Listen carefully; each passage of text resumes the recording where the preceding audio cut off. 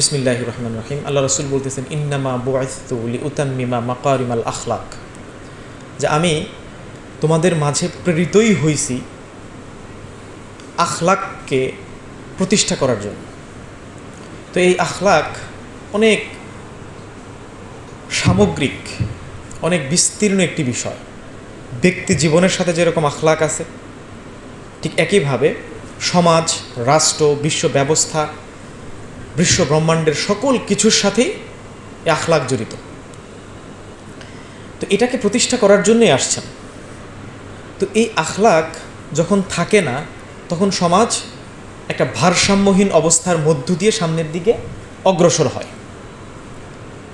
তো যখনই অগ্রসর হতে থাকে, তখন স্বাভাবিকভাবেই তাকে পরিবর্তন করার জন্য আল্লাহ রাব্বুল আলামিন যেমন আল্লাহ রাসূলকে পাঠিয়েছেন, একইভাবে বিভিন্ন সময়ে নবী রাসূলদেরকে প্রেরণ করতেন। তো এই যে প্রেরণ করতেন, অর্থাৎ তারা সমাজের সত্যিকার যে সংকটগুলি, এই সংকটগুলির বিপরীতে একটি প্রস্তাবনা পেশ করতেন, যেটি সমাধানমূলক। সেই সমাধানমূলক প্রস্তাবনা পেশ করার মধ্য দিয়ে তারা সত্যিকার অর্থে যে সভ্যতা, যে সমাজ, যে বিশ্ব ব্যবস্থা, যে ব্যক্তি জীবন থেকে রাষ্ট্র জীবন আমরা কামনা করি, এটি তারা প্রতিষ্ঠা করতেন, অথবা রেখে যেতেন, অথবা রূপরেখা দিয়ে যেতেন। এই জন্য ইতিহাসের কিছু পর্যায় আছে। ইতিহাসের পর্যায় কি? যে আমরা যখন ধর্মীয় দিক থেকে ইতিহাসকে পাঠ করি, নবীদের ইতিহাস পড়ি, অমুক নবীর পর অমুক নবী আসছেন, এটা আমরা জানি। আবার যখন আলাদা করে সভ্যতার ইতিহাস পড়ি, মনে হয় মেসোটোমিয়া সভ্যতা, বেবিলিয়নীয় সভ্যতা, ফেরাউনি সভ্যতা, মিশরীয় সভ্যতা, যেটা রোমান সভ্যতা, এগুলির ইতিহাস পড়ি। কিন্তু নবী এবং সভ্যতার ইতিহাসকে, রাজাদের ইতিহাসকে কিন্তু একত্রে কখনো পাঠ করি না। বেবিলিয়নীয় সভ্যতার বিপরীতে কে এসেছিলেন? ইব্রাহিম আলাইহিস সালাম। মিশরীয় সভ্যতায় মূসা আলাইহিস সালাম। রোমান সভ্যতার বিপরীতে ঈসা আলাইহিস সালাম। হ্যাঁ, তো রোমান এবং পারস্য সাম্রাজ্যের যখন অনেক শক্তিশালী অবস্থা, পাশাপাশি অন্যান্য সভ্যতাগুলি খুবই জরাজীর্ণ অবস্থা, সেই সময় বিশ্ব সভ্যতার বিনির্মাণের জন্য এসেছিলেন আমাদের নবী মুহাম্মদ সাল্লাল্লাহু আলাইহি ওয়াসাল্লাম। তো এই যে একত্রে যদি পাঠ করি, তাহলে আমরা তৎকালীন সময়ের চ্যালেঞ্জকে উপলব্ধি করতে পারবো, করণীয় দিকগুলি খুঁজে পাব।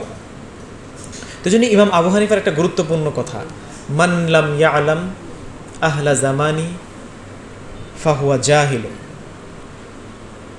যে ব্যক্তি তার সময়কালকে, তার জামানকে জানে না, ফাহুয়া জাহিলুন, তাকে তিনি মূর্খ হিসাবে আখ্যায়িত করতেছেন।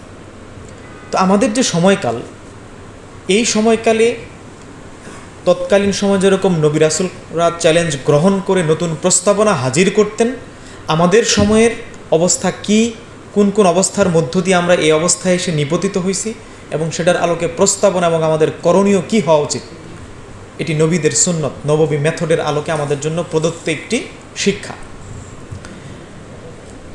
তো সেই শিক্ষার জন্য আমরা দেখব এই শোষণের দুনিয়ায়, এই ধুলামলিন কুমিল্লাতে কিভাবে এসে আমরা নিপতিত হইলাম, এত অপরিচ্ছন্ন কুমিল্লাতে কিভাবে এসে নিপতিত হইলাম। গোটা বাংলাদেশটাই তো এরকম। এটি যদি বুঝতে চাই, তাহলে আমরা এই একটি ক্রমধারা, ইতিহাসের ক্রমধারা আমাদেরকে দেখতে হবে। আজকের যে আলোচনা, আন্তর্জাতিক শোষণ ও মুক্তির পন্থা, এই আলোচনার দিকে লক্ষ্য করি। তো অস্কার উইল্ডের যে কথাটি, যে চিন্তা বিরক্ত করতেছে না, সেটা আসলে কোনো চিন্তা না। কাকে বিরক্ত করবে? এই যে শোষণ ও সাম্রাজ্যবাদী গোষ্ঠী, যারা আজকের বিশ্ব কাঠামোকে, সমাজ ব্যবস্থাকে নিয়ন্ত্রণ করে, এদেরকে যদি বিরক্ত না করে। এখানে তিনটি ছবি দেখতে পাচ্ছি। এক নাম্বার কি, এটা কিসের চিহ্ন বহন করে? ব্যাবিলিয়নীয় সভ্যতার প্রথম যে ছবিটা, তাই না? এই ব্যাবিলিয়নী সভ্যতা, আপনারা মনে করতে পারেন যে তখন মনে অন্ধকার যুগ ছিল, গুহায় বসবাস করতো না। তৎকালীন সময়ের সবচেয়ে আধুনিক সভ্যতা, বড় বড় দার্শনিকরা ছিল, শিক্ষা ব্যবস্থা অনেক শক্তিশালী ছিল। যে শিক্ষা ব্যবস্থার মূল ভিত্তি ছিল লজিক, ক্রিটিক্যাল থিঙ্কিং। তো এই ধরনের একটি শক্তিশালী ব্যবস্থার বিপরীতে আল্লাহ রাব্বুল আলামিন এমন এক পয়গম্বরকে পাঠাইলেন, হযরত ইব্রাহিম আলাইহিস সালাম। ইব্রাহিম আলাইহিস সালামের সবচেয়ে বড় চ্যালেঞ্জের জায়গা কোথায় ছিল? এই মান্তিকের চ্যালেঞ্জ, অর্থাৎ লজিক, ক্রিটিক্যাল থিঙ্কিংয়ের চ্যালেঞ্জ। দেখবেন প্রত্যেকটা বিষয় ইব্রাহিম আলাইহিস সালাম প্রশ্ন করে করে শেখাচ্ছে। পৌত্তলিকতা ছিল, তখন তিনি প্রশ্ন করতেছেন যে ঠিক আছে, সব যুক্তি মানলাম, এবার আমার যুক্তির জবাব তুমি দাও। অর্থাৎ যুক্তির বিপরীতে তৎকালীন সময়ের শক্তিশালী যুক্তি তিনি স্থাপন করলেন। এবং আকল বিরুদ্ধ কিংবা সম্পূর্ণ স্বার্থান্বেষী যে চিন্তাগুলি ছিল, যেটার উপর বিশ্বাস স্থাপন করা যাবে না, সেই চিন্তা দর্শনকে সামনে রেখে তিনি জ্ঞানের ইতিহাসে একটি নতুন যুগের সূচনা করেছিলেন। কে? ইব্রাহিম আলাইহিস সালাম। নবীদের ইতিহাসকে আমাদের এইভাবে পড়তে হবে।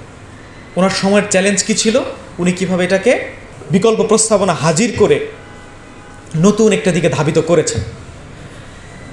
এরপর আপনারা জানেন দাউদ আলাইহিস সালাম, ওনার সময়েও শোষণের সবচেয়ে বড় হাতিয়ার ছিল অর্থনীতি এবং ক্ষমতা। এজন্য দাউদ আলাইহিস সালামেরও সবচেয়ে বড় সংগ্রামের জায়গা ছিল অর্থনৈতিক সংগ্রাম এবং রাজনৈতিক সংগ্রাম। এরপর যে আমরা দেখি যে মূসা আলাইহিস সালাম, আপনারা জানেন যে কাদেশ যুদ্ধে ফেরাউনি সভ্যতার কাছে মেসোপটেমীয় সভ্যতার পরাজয়ের মাধ্যমে মানব ইতিহাসের অন্যতম জুলুমবাজ ফেরাউনি সভ্যতার, আমরা আজকের যেটাকে মিশরীয় সভ্যতা হিসেবে বলে থাকি, এই সভ্যতার একটা সূচনা হয়। তো এই সভ্যতা যখন প্রতিষ্ঠিত হয়, এখানে তিনটা শক্তি ছিল। আপনারা ফেরাউনের নাম শুনছেন, তাই না? এটা ছিল কি? রাজনৈতিক শক্তি। কারণের নাম শুনছেন? এটা হচ্ছে অর্থনৈতিক শক্তি। আর তৎকালীন সময়ে সবচেয়ে বড় ধর্মীয় শায়েখ যিনি ছিলেন বালাবুরি, অর্থাৎ ধর্মীয় যে কায়েমি গোষ্ঠী, এটা রাজনৈতিক শক্তি, তৃতীয়ত কি? অর্থনৈতিক শক্তি। এই তিনটা শক্তির বিপরীতে চ্যালেঞ্জ নিয়ে মূসা আলাইহিস সালামকে সংগ্রাম করতে হয়েছে। তো দ্বিতীয় যে পিরামিডটা আপনারা দেখতে পাচ্ছেন, এই পিরামিড হচ্ছে তৎকালীন সময়ের সব থেকে জুলুমের একটি প্রতীক। আলী শরীয়তির ভাষায়, আমি যখন মিশর গিয়েছি, মিশরের এক একটি পিরামিড দেখতে পাচ্ছি, কিন্তু আমি আসলে পিরামিড দেখি না, আমি দেখছি শুধু হাজার হাজার মানুষের লাশ আর লাশ, যা এই পিরামিডের নিচে এই পিরামিডকে তৈরি করতে গিয়ে তাদের জীবনকে নিঃশেষ করতে হয়েছে। তবে এই জুলুমবাদ শক্তি এই পিরামিডকে তৈরি করেছে তাদেরকে টিকিয়ে রাখার জন্য। তো প্রশ্ন হলো, এই রাজনৈতিক শক্তির পতন হয়েছিল, অর্থনৈতিক শক্তি যেটি, তার বিপরীতে মূসা আলাইহিস সালামের সংগ্রাম জারি ছিল, এবং ধর্মীয় যে শক্তি যেটি মানুষকে ভুল দিকে ধাবিত করছিল, সেক্ষেত্রে মূসা আলাইহিস সালাম শক্তিশালী অবদান রেখে নতুন সভ্যতার প্রতিষ্ঠা একটি দুয়ার উন্মোচন করে দিয়ে গিয়েছেন। তো সর্বশেষ যে ছবিটি দেখা যাচ্ছে, আমরা জানি রোমান সভ্যতা। আপনারা জানেন এই ফেরাউনি সভ্যতার গুরুত্বপূর্ণ একটি মূলনীতি ছিল অর্থনীতির ক্ষেত্রে সুদভিত্তিক অর্থব্যবস্থা। সুদভিত্তিক অর্থব্যবস্থা এমন একটি অর্থব্যবস্থা যেটি মানুষকে কখনোই শান্তিতে থাকতে দিবে না। আল্লাহ রাসূল সাল্লাল্লাহু আলাইহি ওয়াসাল্লাম বলছেন ৭০টা অবক্ষয়ে মানুষ পতিত হবে। সুদ এমনই ভয়ঙ্কর একটি বিষয়, কখনোই সমাজে ভারসাম্যতা আনয়ন করা সম্ভব নয়। এই সুদ ব্যবস্থাটা তাহলে কাদের তৈরি আমরা দেখতে পাইলাম? ফেরাউনি সভ্যতার, তাই না? ফেরাউনি সভ্যতার অবদান কি? সুদভিত্তিক একটা অর্থনৈতিক কাঠামো। মূসা আলাইহিস সালামের সংগ্রামের পর নতুন একটি সভ্যতার প্রতিষ্ঠা হয়, ইব্রানি সভ্যতার। তো ইব্রানি সভ্যতার পরবর্তীতে সূচনা হয় গ্রিক সিভিলাইজেশনের। আপনারা জানেন এই মিশরীয় সভ্যতার এখান থেকে মূলত যারা, কারণ শক্তিশালী শিক্ষা ব্যবস্থা ছিল, নবীদের একটি সংগ্রাম হচ্ছে শিক্ষার সংগ্রাম। আল্লাহ রাসূল দেখবেন নিজেও বলতেছেন কি, যে উনি শিক্ষক হিসেবে প্রেরিত হয়েছেন। তো এই শিক্ষার সংগ্রামটা সকল নবীগণেরই ছিল। তো সেই শিক্ষা ব্যবস্থাগুলি যখন রয়ে যেত, সেখান থেকে শুধুমাত্র যারা তাওহীদবাদী এরাই উপকৃত হইতো, এটা কখনোই ছিল না। এবং পরবর্তীতে আমরা যদি আমাদের সভ্যতার সময়কালকেও দেখি, যেমন ইবনে সিনার প্রতি 10 জন ছাত্রের 5-6 জনই থাকতো অন্যান্য ধর্মাবলম্বী, শিখতে পারত। তো এই সভ্যতার থেকে উঠে আসা হচ্ছে সক্রেটিস। পরবর্তীতে তাদের হাত ধরেই তার ছাত্র প্লোটো, অ্যারিস্টটল, এদের নাম আপনারা জানেন, এবং শত শত দার্শনিকদের হাত দিয়ে গড়ে ওঠে গ্রিক সিভিলাইজেশনের। গ্রিক সিভিলাইজেশন অন্য কিছু নিক বা না নিক এই সুদ সিস্টেম অর্থব্যবস্থাটাকে ঠিকই গ্রহণ করেছিল। যে সকল মূলনীতি তারা সামনে হাজির করেছিল, এই প্রত্যেকটা মূলনীতি হচ্ছে শোষণের। তারই ধারাবাহিকতা বজায় রাখে হচ্ছে সর্বশেষ যে আমরা ছবিটা দেখতে পাচ্ছি, ওটা হচ্ছে রোমান সভ্যতার একটা সিম্বল। তো রোমান সভ্যতার একইভাবে শোষণের যে যাত্রা সিস্টেম, যেমন তারা তৎকালীন সময়ের বড় বড় খেলাধুলার আয়োজন করতো, হ্যাঁ, এগুলোর মধ্যে সরাসরি মানুষে মারামারি করে ওখানে মানুষ মারা যেত, মানুষ চতুর্পাশ থেকে হাততালি দিত, সারা দুনিয়ার থেকে মানুষজন একত্রিত করতো। তো এই সিস্টেমটার বর্তমান রূপ আপনারা দেখবেন একটু পরে। তো এই যে সুদভিত্তিক অর্থনৈতিক ব্যবস্থা এবং শোষণ ও সাম্রাজ্যবাদকে দীর্ঘস্থায়ী করার যে বিশেষ কিছু মূলনীতি, এগুলো গ্রিকদের পরে রোমানরাও ধারাবাহিকভাবে অব্যাহত রাখে। এই রোমান সভ্যতার পতন আপনারা জানেন হয় আমাদের ইসলামী সভ্যতা অর্থাৎ আল্লাহ রাসূল সাল্লাল্লাহু আলাইহি সাল্লাম এর পরবর্তী রেখে যাওয়া যে সভ্যতা, এই সভ্যতার হাত ধরে। তো তৎকালীন সময়ের চ্যালেঞ্জ কী ছিল আমরা যদি দেখি, আল্লাহ রাসূল সাল্লাল্লাহু আলাইহি সাল্লামের সময়, সে সময় মাক্কি জীবনে বালাগাত, সাহিত্য এবং মানুষকে আত্মবিশ্বাসী করে নতুন একটা বিশ্ব ব্যবস্থার স্বপ্ন দেখানোর চ্যালেঞ্জ। কেন এতটাই মানসিক দাসত্বের মধ্যে গিয়ে তৎকালীন সমাজ ব্যবস্থা নিপতিত হয়েছিল যে যখন কোনো বিষয় বলতেছে তখন সে হাসতেছে অথবা পাগল বলতেছে। কীরকম? মক্কাতে একটা গ্রাম ছিল, তাই না? এটা তো বড় সভ্যতা ছিল না। সেই সভ্যতার গ্রামে, মানে একটা গ্রামে বসে তৎকালীন সময়ের সবচেয়ে বড় সভ্যতা যেটি ছিল রোমান, বাইজেন্টাইন, বলতেছে অচিরেই রোমান সাম্রাজ্য কী হবে? বিজিত হবে, আদালত প্রতিষ্ঠিত হবে। তখন বাকিরা সামনে 4-5 জন বসে থাকতো, আর বাকি সবাই কী বলতো? পাগল হয়ে গেছে।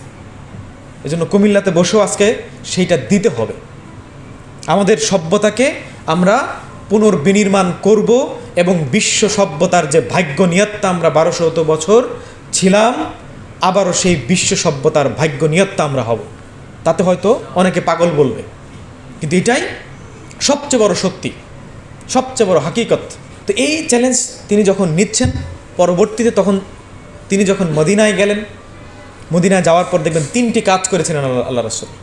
এক, তিনি মসজিদ প্রতিষ্ঠা করলেন, অর্থাৎ আদালত, সমাজ, রাষ্ট্র, ধর্মের একটা কেন্দ্রস্থল। সেই নতুন অবস্থাতেও সর্বপ্রথম যুদ্ধ ঘোষণা করলেন সুদের বিরুদ্ধে, আলাদা বাজার প্রতিষ্ঠা করলেন যে সুদভিত্তিক অর্থনীতি কোনোদিনও আমাদের মুক্তি নিয়ে আসতে পারে না, যেভাবে বাংলাদেশে নিয়ে আসতে পারতেছে না। বাংলাদেশের এই বছরের বাজেটেরও সর্ববৃহৎ খাত হচ্ছে সুদ। 21% সুদ বাংলাদেশের বাজেটের সবচেয়ে বড় খাত। আল্লাহ রাসূল বাজার প্রতিষ্ঠা করলেন আলাদা। তৃতীয়ত ভ্রাতৃত্বের প্রতিষ্ঠা করলেন, যে আখলাক। তো এই সময়কালটাতে তিনি 2টি বড় চ্যালেঞ্জকে মোকাবেলা করেছেন। একটি হচ্ছে প্রশাসনিক চ্যালেঞ্জ, দ্বিতীয়ত রাজনৈতিক চ্যালেঞ্জ। এভাবে করে তিনি সভ্যতা বিনির্মাণের দিকে যখন এগিয়ে যাচ্ছেন এবং পরবর্তীতে যে সভ্যতার প্রতিষ্ঠা হয়েছিল, সেই সভ্যতায় 1000 বছর কালের বেশি সময়কালব্যাপী এই বিশ্ব মানবতাকে একটি ক্ষুধা, দারিদ্রতামুক্ত, আদালত এবং আখলাক পূর্ণ একটি মানব সভ্যতা উপহার দিয়েছিল। এজন্য এই সভ্যতার ধারাবাহিকতা, নবী রাসূলগণের সংগ্রামকে আমাদের সব সময় সামনে হাজির রাখা জরুরি। এবার যদি একজন সাধারণ মানুষ হিসেবে আমরা লক্ষ্য করি যে এখানে আমরা যারা একত্রিত হয়েছি, মহাবিশ্বের আজকের যে অবস্থান, এখানে সায়েন্স ব্যাকগ্রাউন্ডের ছাত্র বেশি, এজন্য আমি বেশি ব্যাখ্যায় যাব না, যে সৌরজগতের তুলনায় পৃথিবীর অবস্থান কত ছোট, তাই না? প্রথম এবং দ্বিতীয় পিকচারকে যদি আপনারা মেলান, এত ছোট একটি অবস্থা আমাদের পৃথিবীর অবস্থান, সেই পৃথিবীর সামনে আমাদের অবস্থান কি? খুবই ক্ষুদ্র। তো এটা হচ্ছে সর্বপ্রথম উপলব্ধির জায়গা, অর্থাৎ টোটা বিশ্ব কাঠামোটা একটা সিস্টেমেটিক, একটা ব্যবস্থাগত বিশ্ব অবস্থার মধ্য দিয়ে পরিচালিত হয়। তো সেই গোটা ব্যবস্থাপনার মধ্যে আমাদের অবস্থান খুবই ক্ষুদ্র। সেই ক্ষুদ্র অবস্থান থেকে যদি আমরা চিন্তা করি, তাহলে অবশ্যই বিশ্ব ব্যবস্থাও ঠিক রাখার দায়িত্ব যেরকম আমাদের, একইভাবে বিশ্ব ব্যবস্থা বলতে একটি ব্যবস্থা আছে, এটা নিয়ে চিন্তা করা আমাদের জন্য একটি আবশ্যকীয় কাজ। অন্যথায় এত ক্ষুদ্র প্রাণীর পক্ষে কখনোই সত্যিকার যে জীবনের যে স্বাদ, এটা পাওয়া সম্ভব না। কিন্তু একইভাবে উল্টো দিক থেকে যদি আমরা চিন্তা করি যে এত ক্ষুদ্র একটি মানুষ, ক্ষুদ্র একটি পৃথিবী, সেই জায়গা থেকে কেন আমরা এত উদাসীন, কেন আমরা এত অহংকারী হই, কেন আমরা আমাদের দায়িত্বটুকুকে ভুলে যাই, যেটা এতটাই দুর্বল। আমরা যদি পরের স্লাইডটা দেখি, পৃথিবীতে আপনারা লক্ষ্য করবেন বিভিন্ন ধর্মের, বিভিন্ন জাত, বিভিন্ন ভাষার মানুষেরা আছে, তাই না? এত এত ক্ষুদ্র একটি অবস্থায় আল্লাহ রাব্বুল আলামিন আমাদের কি করতেছেন দেখেন। এখানে যারা আমরা উপস্থিত হয়েছি কারোর সাথে কারোর চেহারার মিল নাই, হয়তোবা এক একজন এক এক গোষ্ঠীর, হ্যাঁ, বা বিভিন্ন ধর্মাবলম্বীর। তো সারা পৃথিবীতে 800 কোটি মানুষের প্রত্যেকটি মানুষ তার স্বতন্ত্র স্বকীয়তা নিয়ে বেঁচে থাকে। তো আল্লাহ রাব্বুল আলামিন কেন এত ভাষা দিলেন? সবাইকে তো এক ধরনের বানাতে পারতেন, তাই না? কেন এত চিন্তার যে বৈচিত্র্যতা এটা দিলেন? কেন চেহারার মধ্যে, চিন্তার মধ্যে, জীবনকে উপলব্ধি করার মধ্যে এত বৈচিত্র্যতা দিলেন? এটির মানে হচ্ছে, প্রথমত হচ্ছে আমরা যেন মানুষকে চিনতে পারি, পৃথিবীকে সুন্দরভাবে পরিচালনা করতে পারি। এটি একটি প্রাকৃতিক ব্যাপার। বিভিন্ন বর্ণের, বিভিন্ন মতের, বিভিন্ন ভাষার মানুষজন থাকবে, এটা একটা বৈচিত্র্যতা।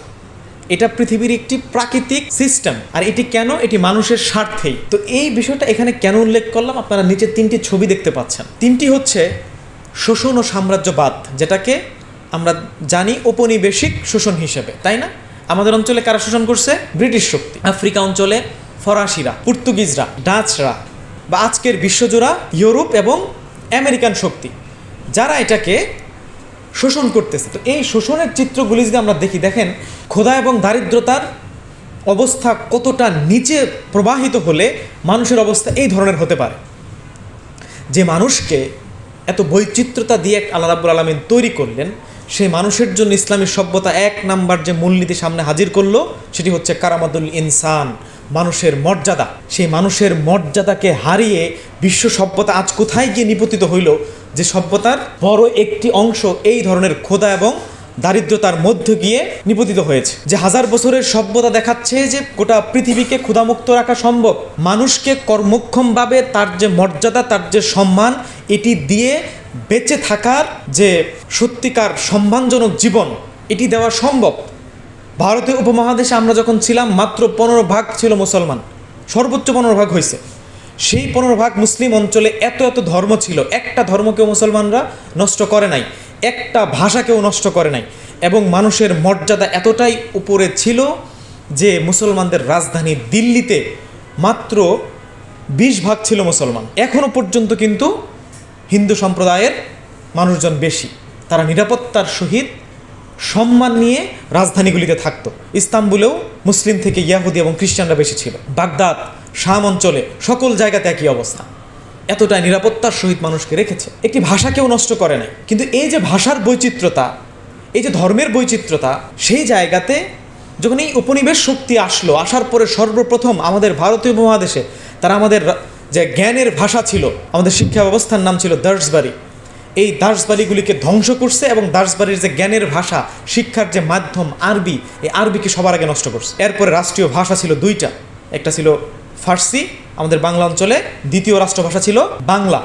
ফার্সিকে নিষিদ্ধ করলো, বাংলাকে ফোর্ট উইলিয়াম কলেজে প্রতিষ্ঠার মাধ্যমে বাংলাকে তাদের মতো করে একটা বাংলা তারা সামনে রাখলো এবং গোটা ভারত উপমহাদেশ জুড়ে ইংরেজি নামক ভাষাকে চাপিয়ে দিল। এখনও পর্যন্ত আমাদের শিক্ষার মাধ্যম একটি ভাষা, অর্থাৎ তারা চায় সারা দুনিয়াতে একই চিন্তার, একই ধরনের, একই ভাষার মানুষ গড়ে উঠুক। একই লিবারেলিজম, যেটা আমেরিকার ধর্ম, সারা দুনিয়াতে লিবারেলিজমকে চাপিয়ে দিয়েছে। এটা আমাদের শিক্ষা ব্যবস্থা। কুমিল্লা বিশ্ববিদ্যালয় বলেন, ভিক্টোরিয়া কলেজ বলেন, ঢাকা বিশ্ববিদ্যালয় বলেন, একই সিলেবাস। সোসিওলজির সিলেবাস দেখবেন একই। আমি সোসিওলজির ছাত্র ছিলাম, তো ঢাকা বিশ্ববিদ্যালয়ের সোসিওলজিতে আমি কোনোদিন ইবনে খালদুনের নাম শুনিনি, অথচ এই সোসিওলজির সত্যিকার অর্থে যদি জনক কাউকে আখ্যায়িত করতে হয় সেটা হচ্ছে ইবনে খালদুন। ঢাকা বিশ্ববিদ্যালয় থেকে শুরু করে ভিক্টোরিয়া কলেজ আপনি সমাজবিজ্ঞান বিভাগের সমস্ত সাবজেক্ট পড়বেন, কোনোদিন বাংলার সোসিওলজি নিয়ে, সমাজ নিয়ে একটা চিন্তা, একটা প্রস্তাবনা আপনি খুঁজে পাবেন না, দিতেও পারবেন। সবকটাই কি ইউরোপিয়ান সোসাইটির, আমেরিকান সোসাইটির হিস্ট্রি আপনি পড়বেন, অর্থনীতি পড়বেন, আমেরিকান অর্থনীতি ভালো জানবেন।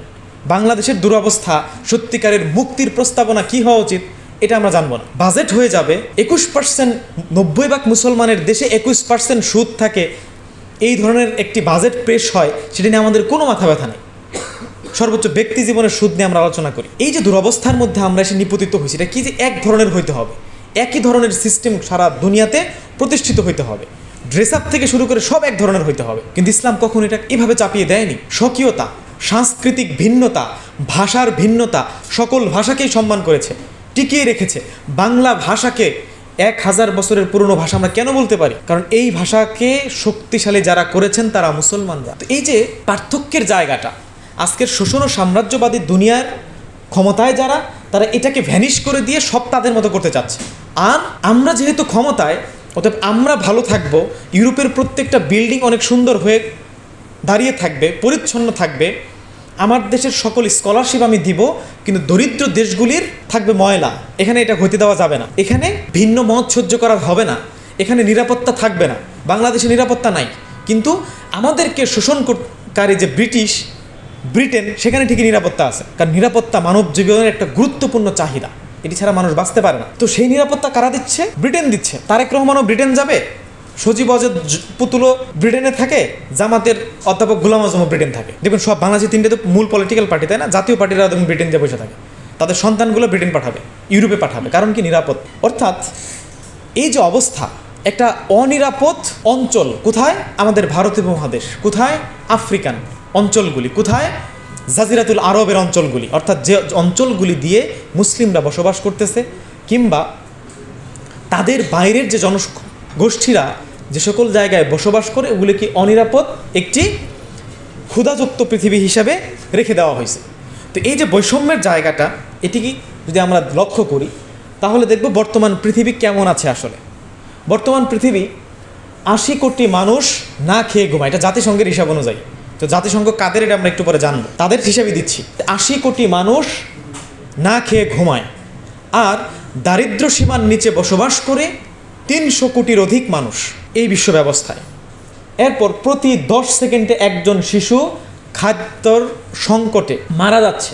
200 কোটি মানুষ দারিদ্র সীমার নিচে বসবাস করে তাদের হিসাব অনুযায়ী, 200 কোটি মানুষ। এরপর প্রতি 4 সেকেন্ডে একজন মানুষ শরণার্থী হতে বাধ্য হচ্ছে, কারণ প্রত্যেকটা এই জাতীয় উপনিবেশ যে অঞ্চলগুলি আছে, যেমন যুদ্ধের পর যুদ্ধ লাগিয়ে দেওয়া হয়েছে, দেশের যে যুদ্ধটা আরাকান, দেখেন প্রতি 4 সেকেন্ডে একজন মানুষ শরণার্থী হচ্ছে। আমি জানি না বাহিরে আপনাদের যাতায়াত আছে কিনা, কিছু কিছু দেশ আছে, বা রোহিঙ্গা ক্যাম্পেও যদি যান দেখবেন শরণার্থী বলতে মানুষ কতটা কষ্টে থাকে। আমি মানুষ কিনা তাদের দিকে তাকাইলে বোঝা যায়, আমি সত্যিকার অর্থে যুবক চিন্তাশীল ছাত্র কিনা এটা বোঝা যায় যখন আমি রাস্তায় বের হয়ে যখন দেখব 2-4টা সবজি নিয়ে একটা বৃদ্ধ মানুষ বসে শীতের মধ্যে কাঁপতেছে কিংবা রোদে পুড়ে যাচ্ছে। তাদের দিকে তাকিয়ে যখন দেখব এই উন্নত ধনী রাষ্ট্র হবার কথা, যেটি যে সিঙ্গাপুর একটা বন্দর দিয়ে আজকের সিঙ্গাপুর হইতে পারে, তার থেকে এত সম্ভাবনাময়ী সমৃদ্ধ 3টা বন্দর আমাদের আছে, অথচ আমাদের দেশের বাবাদের ভাইদের কেন ড্রেনে গিয়ে কাজ করতে হয় সেই সিঙ্গাপুরে? তো এটি যখন তাদের দিকে তাকাবো তখন দেখবেন হৃদয় কাঁদবে। এই হৃদয় যখন কাঁদবে তখন মনে করবো, হ্যাঁ, মুসলমানিত্বের বা মানুষ হিসাবে, একজন সম্মানজনক মানুষ হিসাবে আমি নিজেকে উপলব্ধি করতে শুরু করেছি। তো শরণার্থী বিষয়টা খুবই ভয়ঙ্কর। যখন সিরিয়ার মতো শক্তিশালী রাষ্ট্র, পরিচ্ছন্ন জাতি, জ্ঞানতাত্ত্বিকভাবে আখলাক সম্পন্নভাবে অনেক আগানো তাদেরকে যখন দেখব যে রাস্তাঘাটে দৌড়াচ্ছে, তার কি ইরানের মতো দেশগুলিতে, ইউরোপের দেশগুলিতে ভিক্ষাবৃত্তি করতেছে, কিংবা পাত্তানির মুসলমানদেরকে যখন দেখবো আমাদের পাশেই, বেশি দূরে না তো, মা বোনদের তাদের মূল যে ইনকাম তাদের দেহকে বিলিয়ে দিতে হচ্ছে। তো এইটার জন্য কি আল্লাহ আমাদেরকে ধরবে না? যে একটু পাশেই তারা, আমরা বাংলাদেশে তাদের স্কলারশিপ দিব দূরের কথা, আমরা তো দেশ নিয়েই কখনো ভাবি নাই, দেশের মানুষকে নিয়ে, সমাজকে নিয়েই তো কখনো ভাবি নাই, নিজেকে নিয়েই তো ভাবি নাই। তো এই জন্য এই লাইনগুলিকে বুঝতে হলে এই অনুভূতি সম্পন্ন উপলব্ধি করার মতো একটি অন্তর লাগবে, রূহ লাগবে, কল্প লাগবে। এটা এখানে টাচ না করলে কখনো মৌখিকভাবে এটি পৌঁছানোর সম্ভব। তো 150 কোটি মানুষ বিশুদ্ধ পানি পান করতে পারে না। অর্থাৎ পানির সাথে কিন্তু মানুষের স্বাস্থ্য অপ্রতুতভাবে জড়িত, যেভাবে জড়িত খাদ্যের সাথে। তা আমরা তো খাদ্যপ্রাপ্ত অঞ্চল, সেই খাদ্যপ্রাপ্ত অঞ্চলের কি অবস্থা? প্রত্যেকটা বীজ বাইরের থেকে আসে। শুধুমাত্র ধান ছাড়া সমস্ত খাদ্যদ্রব্য এখন আমাদের বাইরের থেকে রপ্তানি করতে হয়, আমদানি করতে হয়। ধান ছাড়া সবগুলি এক পণ্য এখন আমদানি করতে হয়, ধানের বীজ পর্যন্ত আমদানি করতে হয়। এই বীজগুলি দিচ্ছে কারা? মাউসেন্তু। মূল প্রোডাক্টগুলি কারা দিচ্ছে? কার্গিলের মতো কোম্পানিগুলি। এগুলি খাওয়ার পর কি হচ্ছে? জমিন নষ্ট হয়, সর্বপ্রথম কীটনাশক দেওয়া লাগে, সার দেওয়া লাগে, আর মানুষের শরীর নষ্ট হয়। প্রত্যেকটা মানুষ দেখবেন গ্যাস্ট্রিক সমস্যা আক্রান্ত, হার্টের সমস্যা আক্রান্ত, কার্গিলের চিনি খাওয়ার কারণে ডায়াবেটিসে আক্রান্ত। আবার ওষুধ তো তারাই পাঠাচ্ছে, তাই না? ওষুধ কোম্পানিগুলি কাদের? তো এই জন্য আমাদের অবস্থা ভালো, তাই যদি অবস্থা হয়, প্রত্যেকটা ঘরে ঘরে প্রতিটা মানুষ যদি অসুস্থ হয়, যাদের অবস্থা খারাপ জাতিসংঘের হিসাব অনুযায়ী, তাদের আসলে কি অবস্থা? 150 কোটি মানুষ বিশুদ্ধ পানি পান করতে পারে না, 250 কোটি মানুষ স্বাস্থ্যসেবা হতে বঞ্চিত। আমরা কিন্তু স্বাস্থ্যসেবা যুক্ত একটা দেশ। আমাদের কি অবস্থা? ধরেন কুমিল্লার দাউদকান্দি উপজেলা আপনি যাবেন, দেখবেন একটা হাসপাতাল 50 সিটের, ওখানে জনসংখ্যা কয় লাখ, 4 থেকে 5 লাখ, এবং প্রত্যেকটা ঘরে ঘরে মানুষ অসুস্থ, কিন্তু একটা হাসপাতাল আছে, সাথে 150টা ক্লিনিক আছে, 1 থেকে 150 ক্লিনিক গড়ে এক একটা উপজেলা বাংলাদেশ। কয়জন মানুষের সামর্থ্য আছে ওখানে যাওয়ার জন্য? এরপরে মেশিন ঠিক নাই। পপুলার ধানমন্ডি পপুলারের মতো জায়গায় যদি মেশিন ঠিক না থাকে, আপনি এখানে চিকিৎসা করবেন রক্তের পাওয়ারে এইটা সেটা, আপনি ইন্ডিয়াতে যা চেক করবেন দেখবেন যে অন্যটা বেরোচ্ছে। এদেশে কীভাবে ডাক্তারে বা চিকিৎসা করবে কীভাবে? মনে হয় না ইন্ডিয়ার ডাক্তাররা খুব ভালো। আসলে কারণ কি? মেশিনের সমস্যা, পুরাতন ভাঙাচোরা কোনো রকম চায়না থেকে নিয়ে আসে, তো চিকিৎসা অবস্থা হচ্ছে এইটা। তো যাই হোক, এই ধরনের অবস্থার মধ্য দিয়ে যখন যায়, তাহলে বিশ্ব ব্যবস্থা আজকে যে সকল মানুষের এই চিকিৎসার থেকে বঞ্চিত, তাদের অবস্থা আসলে কি? কোটি কোটি মানুষ শুধু বিনা চিকিৎসায় মারা যায়, যাদের আর অনেক দিন বেঁচে থাকার কথা। শিল্পোন্নত দেশসমূহেও 10 কোটি মানুষ দরিদ্র। কীরকম? আমেরিকা আপনাদের কাছে মনে হয় অনেক ধনী রাষ্ট্র, কিছু মানুষের কাছে সম্পদ কুক্ষিগত। আমেরিকার জনসংখ্যা কত? 30 কোটি, তাই না? মাত্র 10 কোটি মানুষ আসলে ভালো। আপনি যদি আমেরিকায় যান, ঢাকায় কয়টা মানুষ বা কুমিল্লাতে কয়টা মানুষ রাস্তায় ঘুমায়, এর থেকে অনেক বেশি মানুষ নিউ ইয়র্কের রাস্তায় ঘুমায়। ওইখানেও ওরা নিজেরাও বৈষম্যের শিকার। একটা গোষ্ঠীর কাছে কুক্ষিগত, এই জায়নবাদী গোষ্ঠীর কাছে, যারা আজকে ফিলিস্তিনে টনের পর টন প্রতিদিন বোমা ফেলতেছে, এই একটা গোষ্ঠীর কাছে। তো যাই হোক, এই যে দারিদ্রতা, আমরা যে দারিদ্রতা দেখলাম জাতিসংঘের হিসাব অনুযায়ী, এই টোটাল দারিদ্রতাকে যদি আমরা বিমোচন করতে চাই, একটু আগে মনে হচ্ছিল না আপনাদের ইসলামী সভ্যতা কীভাবে 1000 বছর দারিদ্রতা মুক্ত একটি পৃথিবী উপহার দিছে? জাকাত নেওয়ার লোক নাই, সবাই ধনী। কীভাবে দিছে? তো এটা কীভাবে দিছে ওই ইতিহাস আলোচনা তো আছে, কিন্তু সিম্পল শুধু বর্তমান বিশ্বের যে দারিদ্রতা, এটিকে দূরীভূত করার জন্য $100 বিলিয়ন প্রয়োজন। বিশুদ্ধ পানি ব্যবস্থা করার জন্য $2 বিলিয়ন প্রয়োজন। এখন দেখেন অপচয়ের সীমানা কতটুকু। আপনারা দেখেন একটা ছবি দেখা যাচ্ছে, এটা একটা আর্ট। তো এইটাকে আমাদের মুসলিম রাষ্ট্রগুলির এক রাজকন্যা, হ্যাঁ, তিনি 160 মিলিয়ন স্টার্লিং দিয়ে ওই ছবিটা শুধুমাত্র কিনছে, তার ঘরে টানা রাখবে। বুঝতে পারছেন? $100 বিলিয়ন কি লাগতেছে?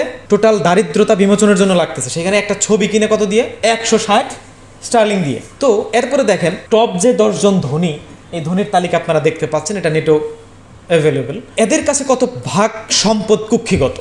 তার থেকে বড় কথা হচ্ছে এরা ট্যাক্স দেয়, এজন্য এদের সম্পত্তির হিসাব আছে। যেমন মস্কোর ব্যাপারে বলা হয়, সবচেয়ে ধনী মানুষ তো বেশি রাশিয়ার মস্কোতে, যে মস্কোর এমন ধনী আছে, কিংবা আমেরিকার এমন ধনী আছে যারা তো দেয় না, যারা মানে অস্ত্রের বিজনেস করে, মানে যাদের বিজনেস 2 নাম্বার, ড্রাগস ধরেন এরকম, এদের তো সম্পত্তির হিসাব হয় না। এদের সামনে এই 10 জন আবার একটা সামনে কিছুই না, এরকম কোটি কোটি বিজনেসম্যান আছে, তারা হিসাব দেয় তাদের সম্পদ যদি এটা হয়, তাহলে তাদের মাত্র সম্পত্তির কয় ভাগ লাগে গোটা পৃথিবীর দারিদ্রতা বিমোচন করতে? একজন মানুষের সম্পদ দিয়ে সম্ভব না। কি পরিমাণ বৈষম্য! ইসলামী সভ্যতা এটা সম্ভব, যেভাবে রাষ্ট্র কাঠামো বলেন, আখলাকি জিন্দেগি বলেন, এমনভাবে মেকানিজম করা, যার কারণে দেখবেন ইসলামী সভ্যতার সময়কালে এই ধরনের কোনো ধনিক শ্রেণীর জন্ম হয় না। 1200 বছর দুনিয়া চালাইলেও এই ধরনের কোনো ধনিক শ্রেণীর জন্ম হয় নাই। আমরা যদি দেখি যে যুক্তরাষ্ট্রের একটা হিসাব, যে প্রতিরক্ষা খাতে $650 বিলিয়ন খরচ করে। কোথায়? সারা দুনিয়াতে তাদের দেখবেন কি আছে, ঘাঁটি স্থাপন করে রাখছে। কি? তারা শান্তি চায়। আজ পর্যন্ত আমেরিকা যেখানে গেছে, ধরেন সিরিয়াতে গেছিল, তাই না, শান্তি রক্ষার জন্য। শান্তি আসছে না, শান্তি স্থায়ী সময়ের জন্য চলে গেছে আফ্রিকান দেশগুলোতে দাঙ্গা হাঙ্গামা লাগাবে, আবার নিজেরা যাবে সমাধান করতে। ইরাকে গেছে না, সমাধান করছে। এখন ফিলিস্তিনে ইসরায়েলকে দিয়ে নাকি শান্তি আনবে তারা। প্রতিরক্ষা খাতে $650 বিলিয়ন খরচ করে যে আমেরিকা। আর সেই সময় গোটা বিশ্ব মানবতার অবস্থা কি? ক্ষুধা দারিদ্রতায় নিপতিত একটি মানবতা। সেই আমেরিকার এম্বাসিতে গিয়ে যখন আমাদের রাজনৈতিক দলগুলো একবার দেখা করতে পারলে বীরত্বের সহিত নিজেদের উপস্থিতি জানান দেয়, দয়া করে সম্মানিত অ্যাম্বাসেডর আমাদেরকে সময় দিয়েছেন। প্রত্যেকটা দলের অবস্থা এটা না? দাসত্ব কাকে বলে এবার বুঝতেছেন?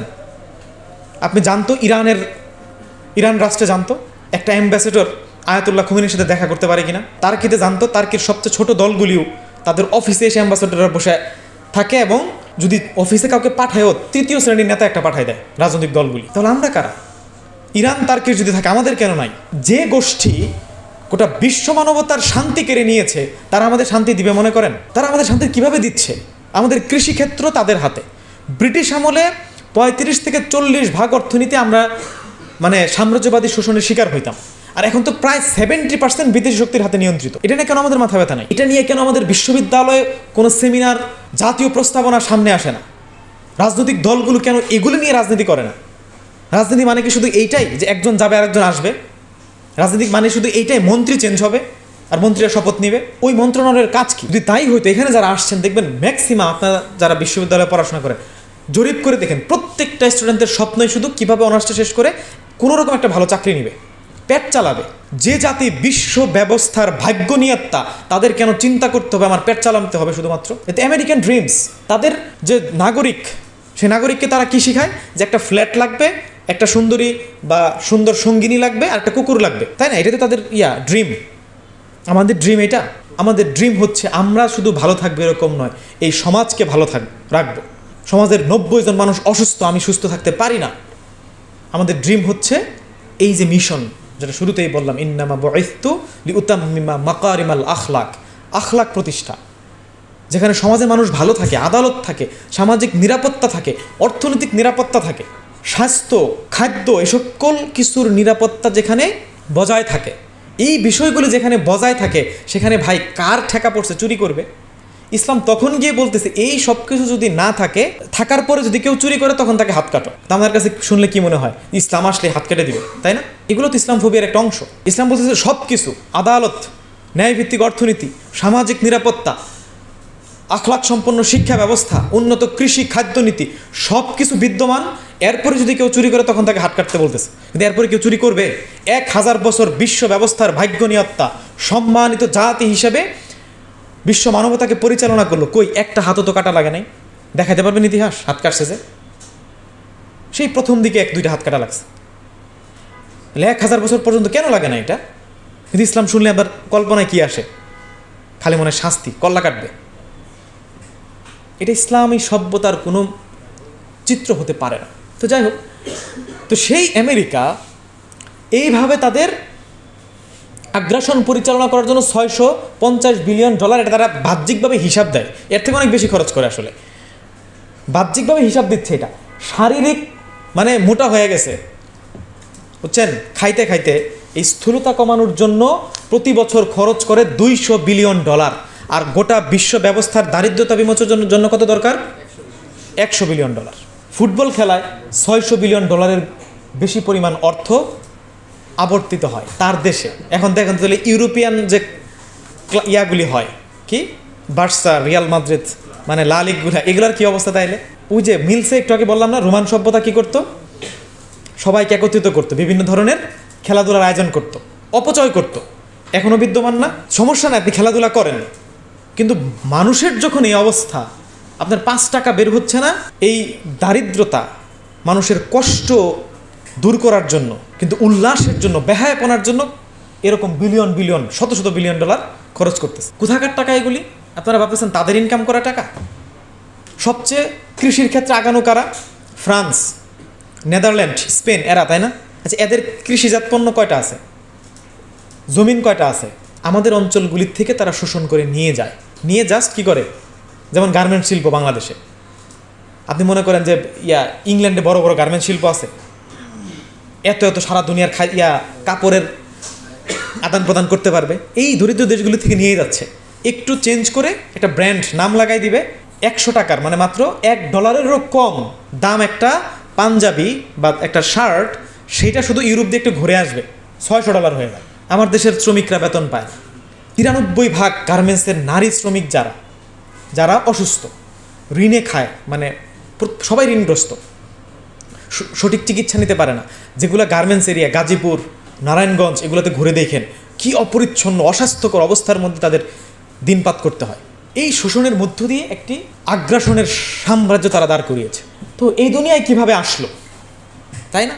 হঠাৎ করে তো আসছে এরকম না। আন্দালুসে গ্রানাডার যে পতন এবং আমেরিকার আবিষ্কার, আপনারা জানেন আমেরিকা আবিষ্কার বলতে যেটি বোঝায়, আসলে আমেরিকার পূর্বে এখানে 3টা সভ্যতা ছিল। ইনকা সভ্যতা, মায়া সভ্যতা, নাম শুনছেন এগুলার? এই সভ্যতাগুলো এখানে ছিল।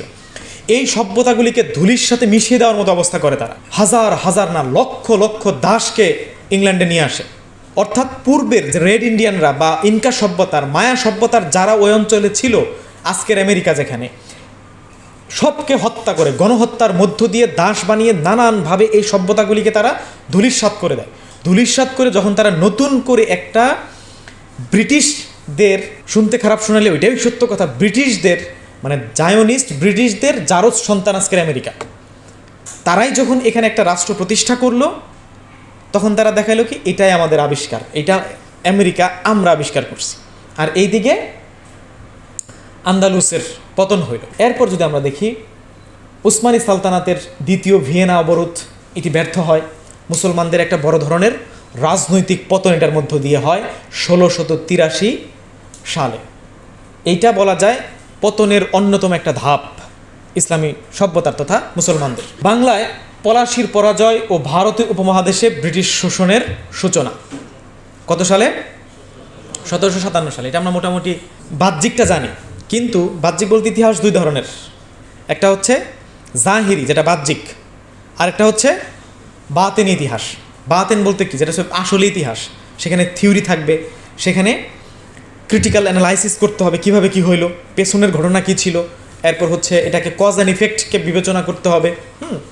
এই সকল কিছুর মধ্য দিয়ে যখন এই ব্রিটিশ শোষণের সূচনাকালটা দেখব, পরবর্তী ব্রিটিশ শোষণকে দেখব, তখন দেখব মানবতার ইতিহাসের সর্বনিকৃষ্ট শোষণ এই 200 বছরের শোষণ ব্রিটিশদের। এত ধনী, সুন্দর, আদালত এবং আখলাকপূর্ণ একটি সমাজ ব্যবস্থা, যে ব্যবস্থার প্রতিটি ধর্ম বর্ণ নির্বিশেষে 500 বছরের অধিক সময়কালব্যাপী একটি অঞ্চল পরিচালনা করতেছে, একটি সভ্যতা পরিচালনা করতেছে, সেই সভ্যতার মধ্যে সর্বপ্রথম দুর্ভিক্ষের আনয়ন করে এই ব্রিটিশরা। আমাদের শিক্ষা ব্যবস্থাকে নষ্ট করে এই ব্রিটিশরা, আমাদের ভাষাকে নষ্ট করে এই ব্রিটিশরা। সেই ব্রিটিশদের রেখে যাওয়া একটি সিলসিলাই হচ্ছে আজকের চলমান সিলসিলা। সেই শিক্ষা ব্যবস্থা রয়ে গেছে না, সেই আইন কাঠামো এখনও বিদ্যমান না, সেই প্রশাসনিক কাঠামো এখনও বিদ্যমান। তাহলে কিসের স্বাধীনতা পাইলাম? ওয়াইল হাল্লাকের ভাষায় 47-এ যখন ব্রিটিশরা চলে যায়, তখন তারা আমাদেরকে শিখাই গেছে রাজনৈতিক স্বাধীনতা মানেই শুধুমাত্র স্বাধীনতা। আমরা সাংস্কৃতিক স্বাধীনতা বলতে কি বুঝাই এটা বুঝি না। অর্থনীতি কার হাতে? বিদেশি গোষ্ঠীর হাতে। এটা যে একটা স্বাধীনতা, এটা আমরা পরাধীনতা, এটা ধরতেই পারি না। শিক্ষা ব্যবস্থার মধ্য দিয়ে যে পরাধীন, এটা আমরা ধরতে পারি না। অর্থাৎ অন্য কোনো ক্ষেত্রে আমাদের চিন্তা নাই। এই যে ব্রিটিশ শোষণটা, এই ব্রিটিশ শোষণ মানব বিধ্বংসী শোষণ, যেটা সবচেয়ে বড় যে ক্ষতি করছে, এই পরাধীন একটা জাতিতে নিমজ্জিত করে রেখেছে। আর পরাধীন দাসদের বৈশিষ্ট্য হচ্ছে তারা হীনমন্য থাকে সবসময়। বাংলাদেশের যুবকদের দিকে তাকাইলেই দেখবেন সত্যিকার অর্থে বাংলাদেশকে বিশ্ব সভ্যতায় পরিণত করবে, বিশ্ব রাষ্ট্রে পরিণত করবে, সিভিলাইজেশনাল স্টেটে পরিণত করবে, এই স্বপ্ন দেখে না। রাশিয়া যদি পারে, জার্মান যদি পারে, আমেরিকা যদি পারে, ইরান তার্কি যদি পারে, মালয়েশিয়া যদি পারে, আমরাও পারবো, এই ডায়লগ দেওয়ার মতো বিশ্ববিদ্যালয়ের ছাত্র সমাজ খুঁজে পাওয়া যায় না। কেন? হীনমন্যতা। আমরা জাতিকে তো গড়তে পারবো না। অথচ ধ্বংসস্তূপের মধ্য থেকেও গাজাবাসী সেই হীনমন্যতার বিপরীতে গোটা বিশ্বকে চ্যালেঞ্জ করে বলতেছে মসজিদে আকসা মুক্ত হবে। পার্থক্য এটাই। এই জাতীয় জাগরণ, এটি আমরা হারাই ফেলছি, কারণ আমরা পরাধীন। স্বাধীন কোন জায়গায়? একটা জায়গায়, রাজনৈতিক ব্যক্তি, রাজনৈতিক সিস্টেমও না, রাজনৈতিক ব্যক্তির স্বাধীনতা। আমরা ব্যক্তিরা নির্ধারণ করতে পারি। দয়া করে ব্রিটিশ আমাদের এটা দিয়ে গেছে, আহ কি দয়া, ঠিক আছে।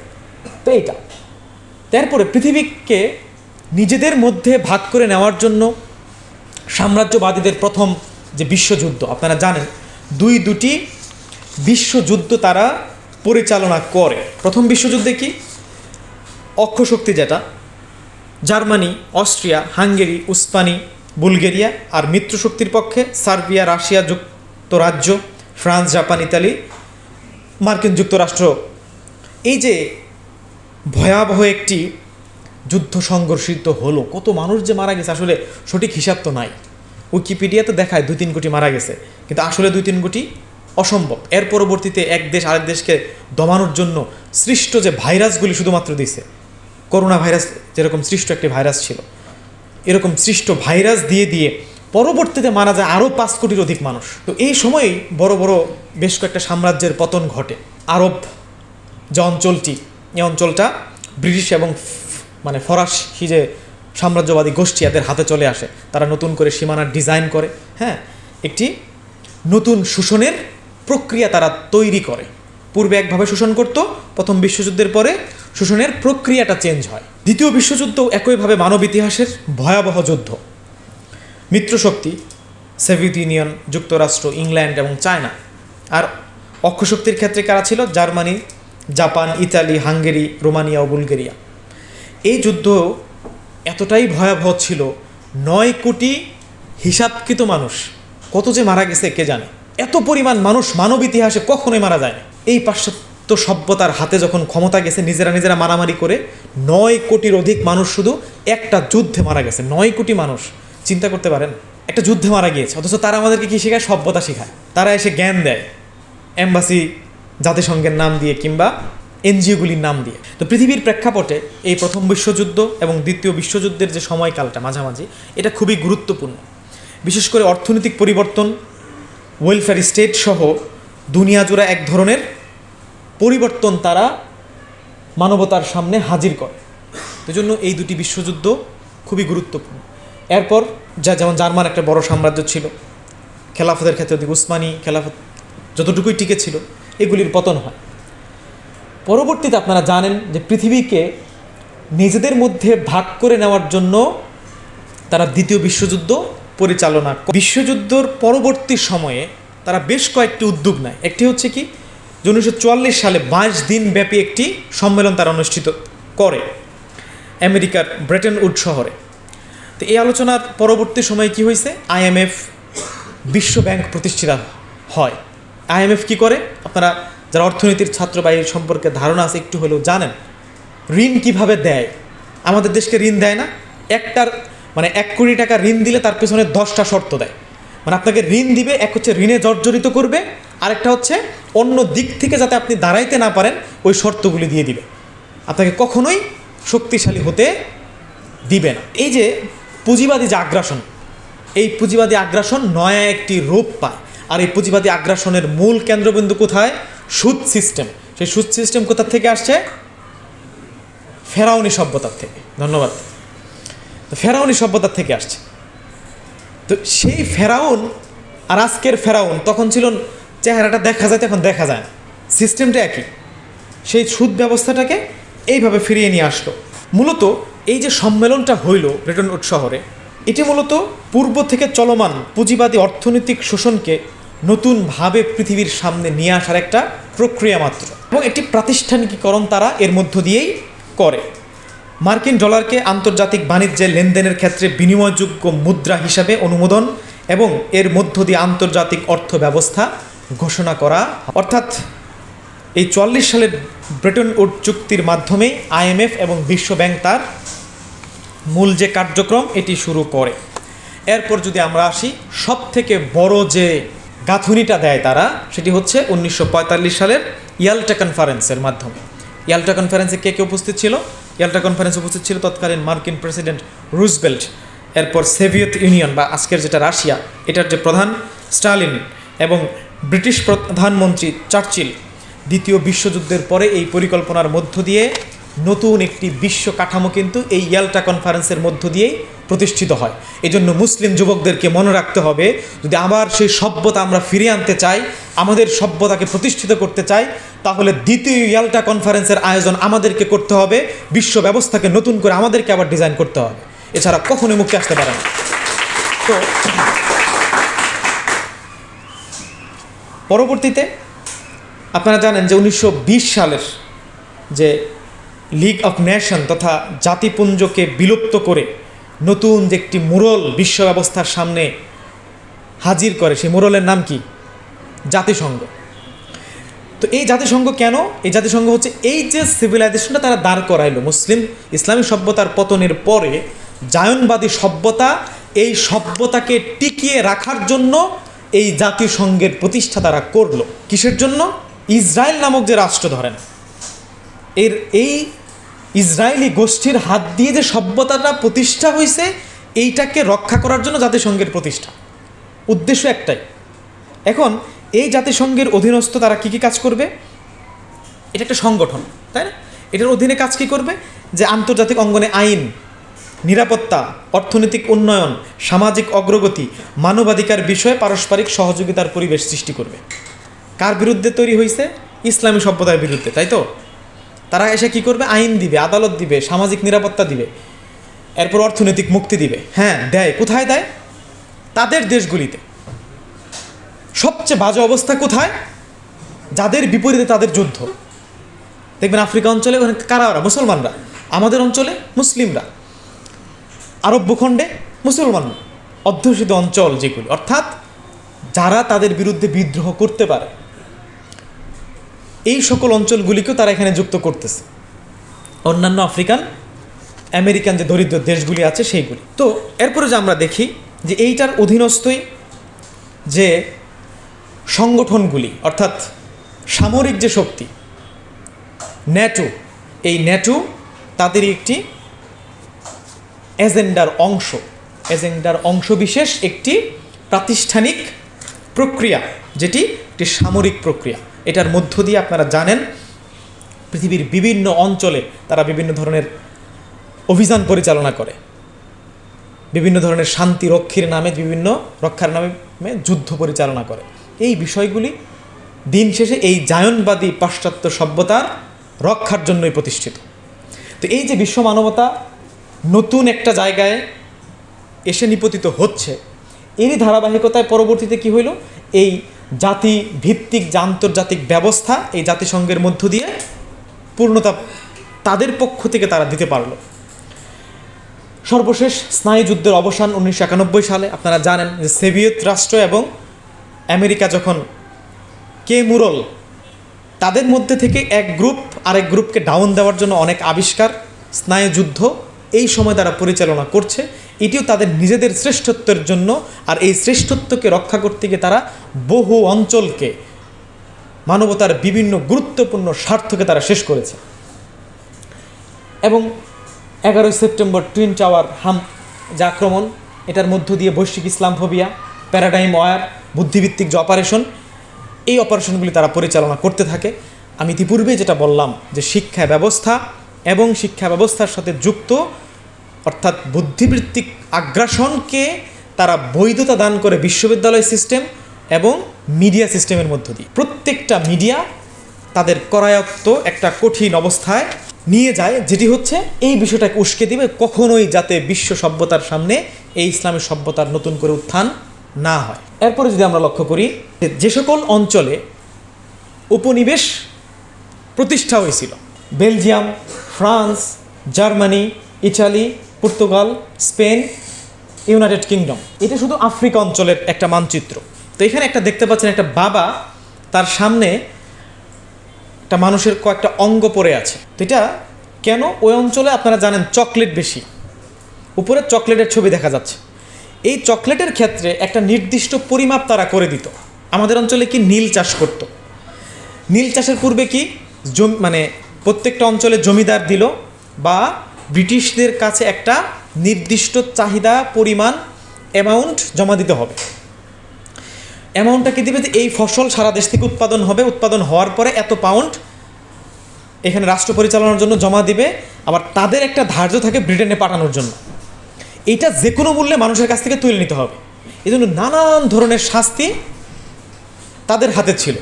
তো এই ভারতীয় উপমহাদেশে কৃষিকেন্দ্রিক কী পরিমাণ আগ্রাসন, কত ধরনের শাস্তি, কী পরিমাণ গণহত্যা 200 বছরে ব্রিটিশরা পরিচালনা করছে। একটি নিজে একটা আর্টিকেল লিখেছিলাম ত্রৈমাসিক মিহরে, সেখানে শুধুমাত্র এই ধরনের ফসল উৎপাদন করতেছে ব্রিটেনকে তাদের বেসিক যে চাহিদা সেটা পূরণ করার জন্য কোটি কোটি মানুষ শুধু এই ফসল উৎপাদন করতে গিয়ে মারা যাইত। এরপরে যারা জীবিত থাকতো, এই জীবিত থাকা মানুষদেরকে যারা সঠিক চাহিদাটা দিতে পারতো না, নানান ধরনের শাস্তি দিয়ে তাদেরকে শেষ করতো, পঙ্গু করতো, হাত কেটে দিত, বেত্রাঘাত, নানান ধরনের শাস্তির সিস্টেম ছিল। তো এই যে চকলেট দিতে হবে, এতগুলা চকলেট দিতে হবে, এখনও কিন্তু প্রায় 70 থেকে 90% চকলেটের মুসলমান অঞ্চলগুলো। এই চকলেটগুলো কোথায় যাবে? ইউরোপে যাবে, যাওয়ার পর তারা এগুলোকে চকলেট বানাবে, প্রক্রিয়াজাত করে জাস্ট আমাদেরকে ব্র্যান্ডিং করে খাওয়াবে। আফ্রিকা অঞ্চলের একটি অঞ্চলে এই চকলেটের চাহিদা ছিল যে এত পরিমাণ চাহিদা প্রতি মাসে দিতে হবে, প্রতিদিন এত, প্রতি মাসে এত। তো দৈনিক যে চাহিদা, সেই চাহিদার জায়গাতে নারীরা দিতে পারতো না। তো এই যে মানুষটা বসে আছে, এটা রিয়েল ছবি। ওনার মেয়ে সঠিক চাহিদাটা পূরণ করতে পারে নাই, কারণ ক্ষুধার্ত অবস্থায় সে পড়ে গেছে। তো যেহেতু সে চাহিদা পূরণ করতে পারে নাই, তাদের রুলস অনুযায়ী শাস্তি দিয়েছে, তার হাতগুলা কেটে ফেলছে। বাবা তার মেয়ের কাটা হাত নিয়ে সামনে বসে আছে। তো এই হচ্ছে আজকের পাশ্চাত্য সভ্যতার একটি উদাহরণ। ভারতীয় উপমহাদেশের কিন্তু এর থেকে কোনো অংশে নয়, বরং আফ্রিকা অঞ্চলের চেয়েও ভয়াবহ আগ্রাসন আমাদের অঞ্চলে চলছে। কিন্তু সবচেয়ে ভয়ঙ্কর বিষয় হলো এটা, এমনভাবে এই ইতিহাসটাকে ভুলিয়ে দিতে পারছে আমাদের যুব সম্প্রদায়। আমরা কল্পনাই করি না আমরা এত বেশি আগ্রাসনের শিকার। কোন পরিমাণের মানসিক দাসত্বের মধ্যে বসবাস করলে এটা সম্ভব হয়। শিক্ষা ব্যবস্থার ইতিহাস, সমাজবিজ্ঞান কিংবা সমাজ কীভাবে এই অবস্থায় আসলো, প্রতিটি বইয়ের বা টেক্সট বুকগুলি লিখিত হয় অন্য জায়গার থেকে। আমরা কখনো এগুলো জানতে পারবো না। ফলশ্রুতিতে দেখবেন এই যে আমাদের বাংলা সালতানাত, ভারতীয় উপমহাদেশের ইসলামী সভ্যতা, কিংবা আমরা 1200 বছরের যে ইসলামী সভ্যতার কথা বললাম, এটার অর্থনীতির ইতিহাস, প্রতিরক্ষা ব্যবস্থার ইতিহাস, সামাজিক ইতিহাস, প্রশাসনিক ইতিহাস, জ্ঞান বিজ্ঞান, শিক্ষা ব্যবস্থার ইতিহাস, সংস্কৃতির ইতিহাস, এগুলো কোথাও কোনো দিন পড়ছেন আপনারা? শুধু কি পড়েন? কার পরে কে ক্ষমতায় আসছে। কারণ ব্রিটিশরা তো 47-এ কী করে গেল? রাজনৈতিক স্বাধীনতাটুকুই শিখিয়ে গেল। অন্য স্বাধীনতা বলতে যে স্বাধীনতা আছে এটা তো আমরা জানি না। সেই জন্য কার পরে কে ক্ষমতায় আসছে শুধু ওইটুকুই পড়তেছে। আর যদি একটু মারামারি করে, কারণ রাজনীতি মানেই একটু ঝামেলা থাকবে, এটা আরে কি নেগেটিভ অবস্থা, কি বাজে অবস্থা, তাই না? এই হচ্ছে অবস্থা। কিংবা ধরেন উমর রাদিয়াল্লাহু তাআলা আনহুর ব্যাপারে আমি বলি, উমর রাদিয়াল্লাহু তাআলা আনহুর ইতিহাস আমরা জানি কি, উনি লম্বা ছিলেন, রাগী ছিলেন, হাতে লাঠি নিয়ে ঘুরতেন, এই ইতিহাস সবাই জানে। কিন্তু উনি 200-র বেশি অর্থনৈতিক গুরুত্বপূর্ণ বিষয়ের উদ্যোক্তা এবং আবিষ্কারক, এটা আমরা জানি না। ওনার অর্থনৈতিক, প্রশাসনিক এবং রাষ্ট্রীয় দৃঢ় নেতৃত্বের কারণে, সিস্টেমেটিক ডেভেলপমেন্টের কারণে একটি সভ্যতা পূর্ণ মাত্রায় বিশ্ব সভ্যতার ভাগ্যনীয়তায় পরিণত হয়েছে। সেই উমর রাদিয়াল্লাহু তাআলা আনহুর ইতিহাসকে আমরা পর্যালোচনা করি না, সামনেই নাই। আবার বাংলাদেশ, বাংলা অঞ্চল, আমার দেশের ইতিহাস সর্বোচ্চ 71 থেকে 47 পর্যন্ত যায়। এর পূর্বে আমাদের কি ছিল এটাও আমরা অবগত নই। তাহলে এই যে শোষণ, কেন এরকম হীনমন্য হইলাম, কেন ঘুম আসে, তাই না?